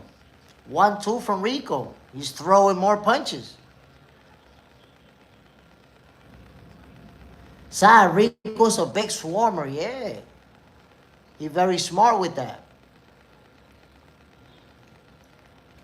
You see Usyk going forward, working behind the jab. JSmiff, hit the like button, everyone, as you enter, and subscribe. Come on, my peoples. Remember, you don't want to miss out the exclusive Bill Haney interview with JSmiff. That's going to be dropping today. Don't miss it. Jab from Usyk. Rico give him a double jab to the mouthpiece. Ooh, a looping right hand from Rico to the snack box of Usyk. Rico looking to pull off the biggest upset in boxing history. Here we go. Usyk is on his toes. Rico using his lateral movement now. Rico moves to the left. Double jab from Rico. Usyk returns fire with a left hand. 15 seconds to go into round number 9. Rico with the feint. Rico with a jab. And you see how he constantly switches from southpaw to orthodox. The round is over. Fellas, that's it. Right now, I got to tell you. Usyk need a stoppage. Usyk need a stoppage to win. We might be about to witness the biggest upset in boxing history. If Rico beats Usyk, this is the biggest upset in boxing history, fellas. Ronaldo, the cherry picking not working today. Man.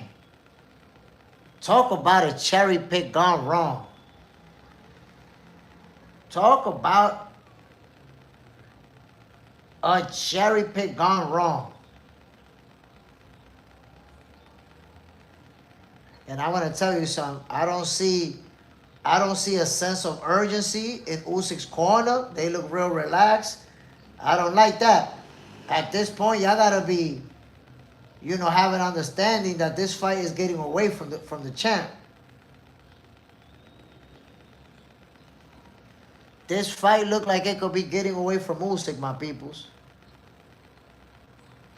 You see Rico still putting them hands out there. Usyk returning fire. Usyk catches Rico with a nice little uppercut.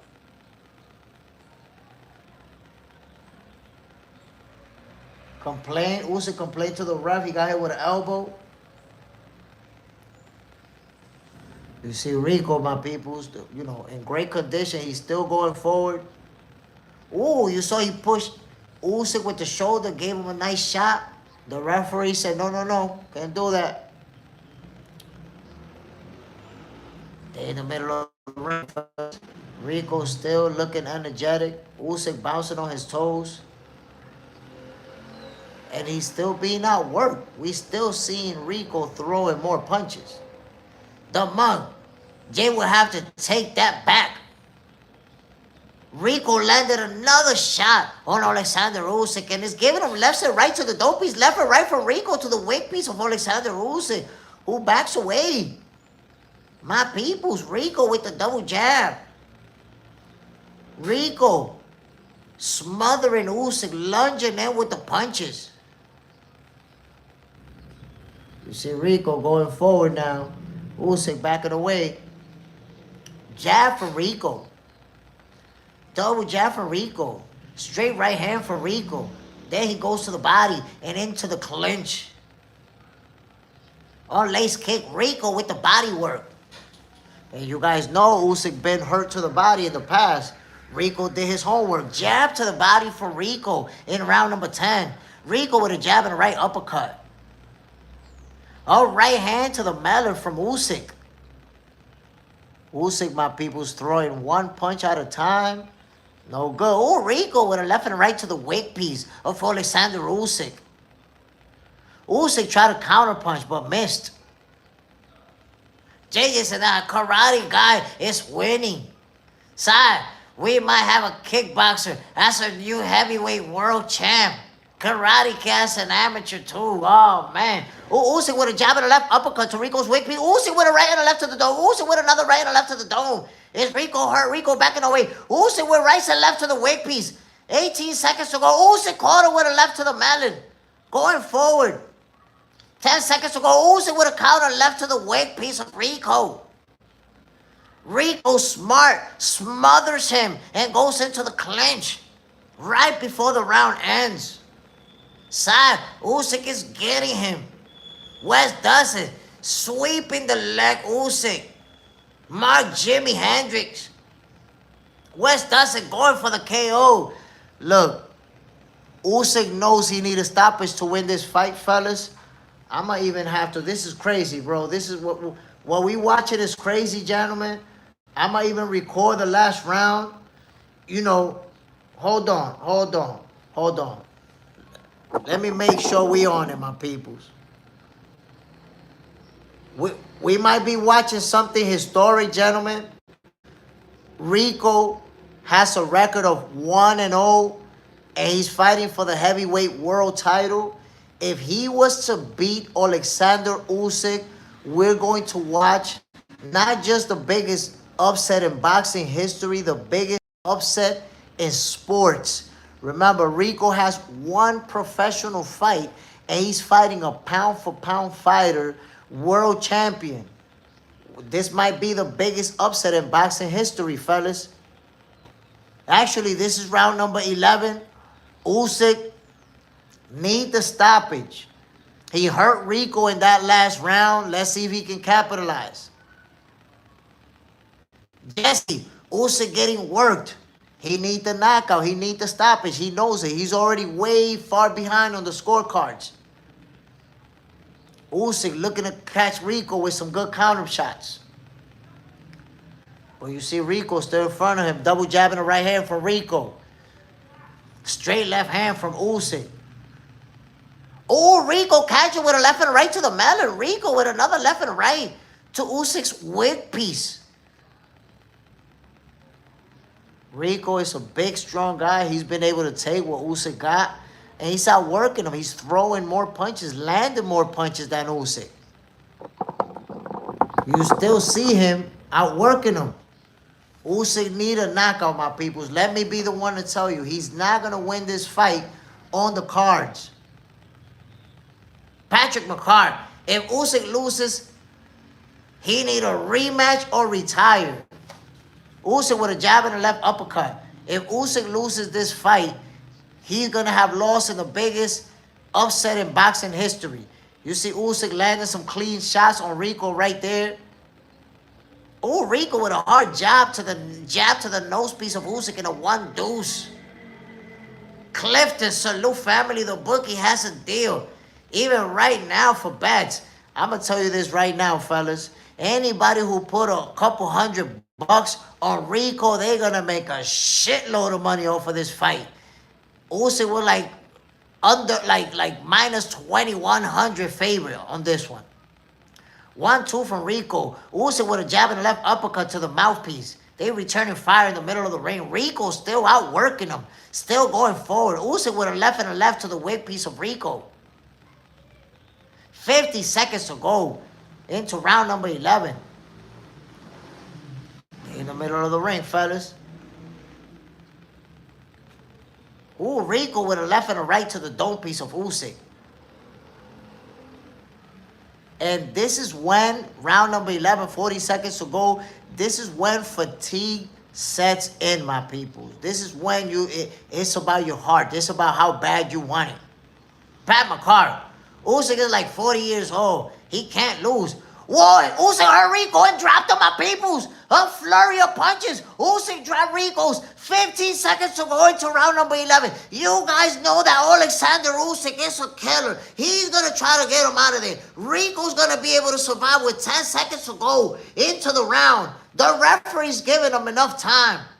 The referee gave him like 20 seconds before they could get back in action. Rico spit the mouthpiece. Smart move. They kill the seconds left on the clock so that Usyk don't knock him out. Usyk goes forward. A left and a right from Usyk.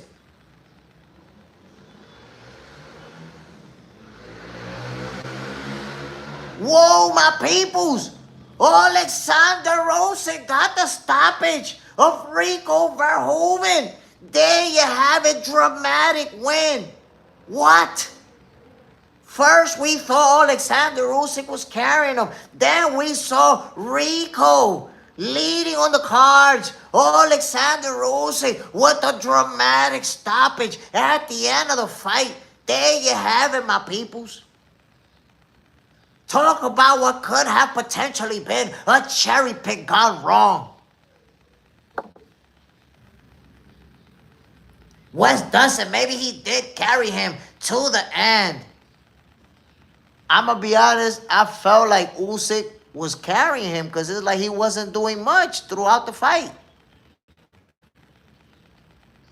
It's like he wasn't doing much throughout the fight. There you go, he picked it up and Pat McCart, no way.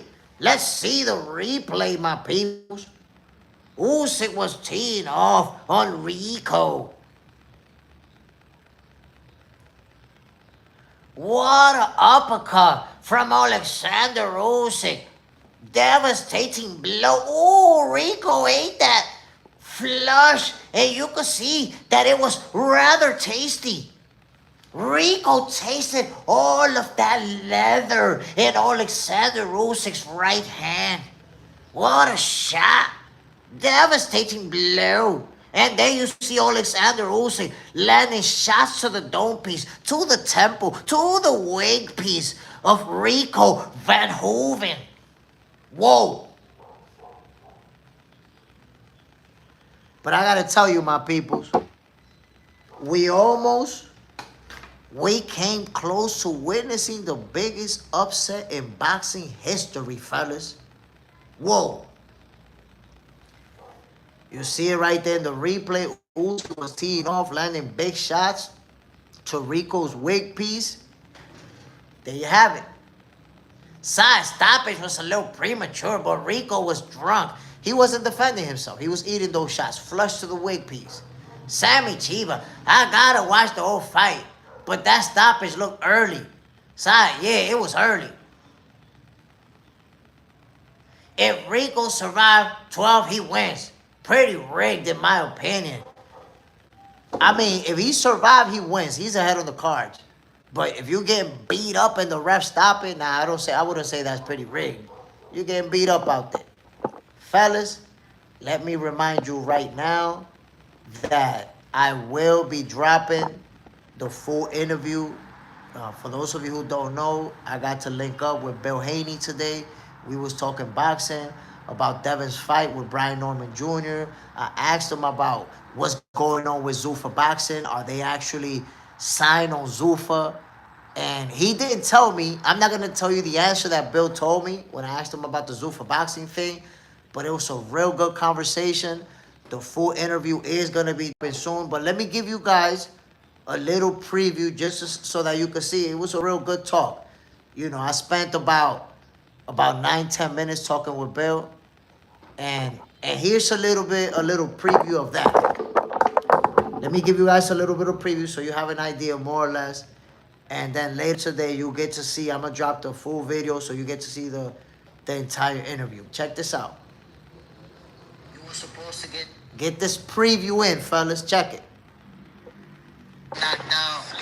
Devin wasn't the same anymore. And then you had the audacity to go out there and give Brian Norman Jr. the beating of a lifetime. Can you at least tell me a little bit about that training camp? How you prepared to put on that type of a performance, bro? Well, I mean, I think that, and thank you though for that, but what's going to come out of you is all the hard work that you can put into the sport when that time comes, when there's adversity, when everybody is doubting you, when all those things, right? Everything is going to come out. And fortunately for us, we had an opportunity to get on the stage with the fighter that everyone felt was going to stop him. He had put the other guy, you know what I mean? We don't want to talk about that. I don't even want to mention what the other guy, but so there you go, a quick preview of that conversation between me and Bill. Real good conversation. I'm looking forward to posting the full video so that you guys can see it. Real good questions. Like I said, I asked him about the Zuffa thing. What's next for Devin Haney? We also talked about the preparation for Brian Norman Jr. and that performance. So I'm excited. I'm excited to share with you guys. Salute to everybody who tuned in to Box Center with JSmiff, to Fight Night with JSmiff. Of course, we got an upset today.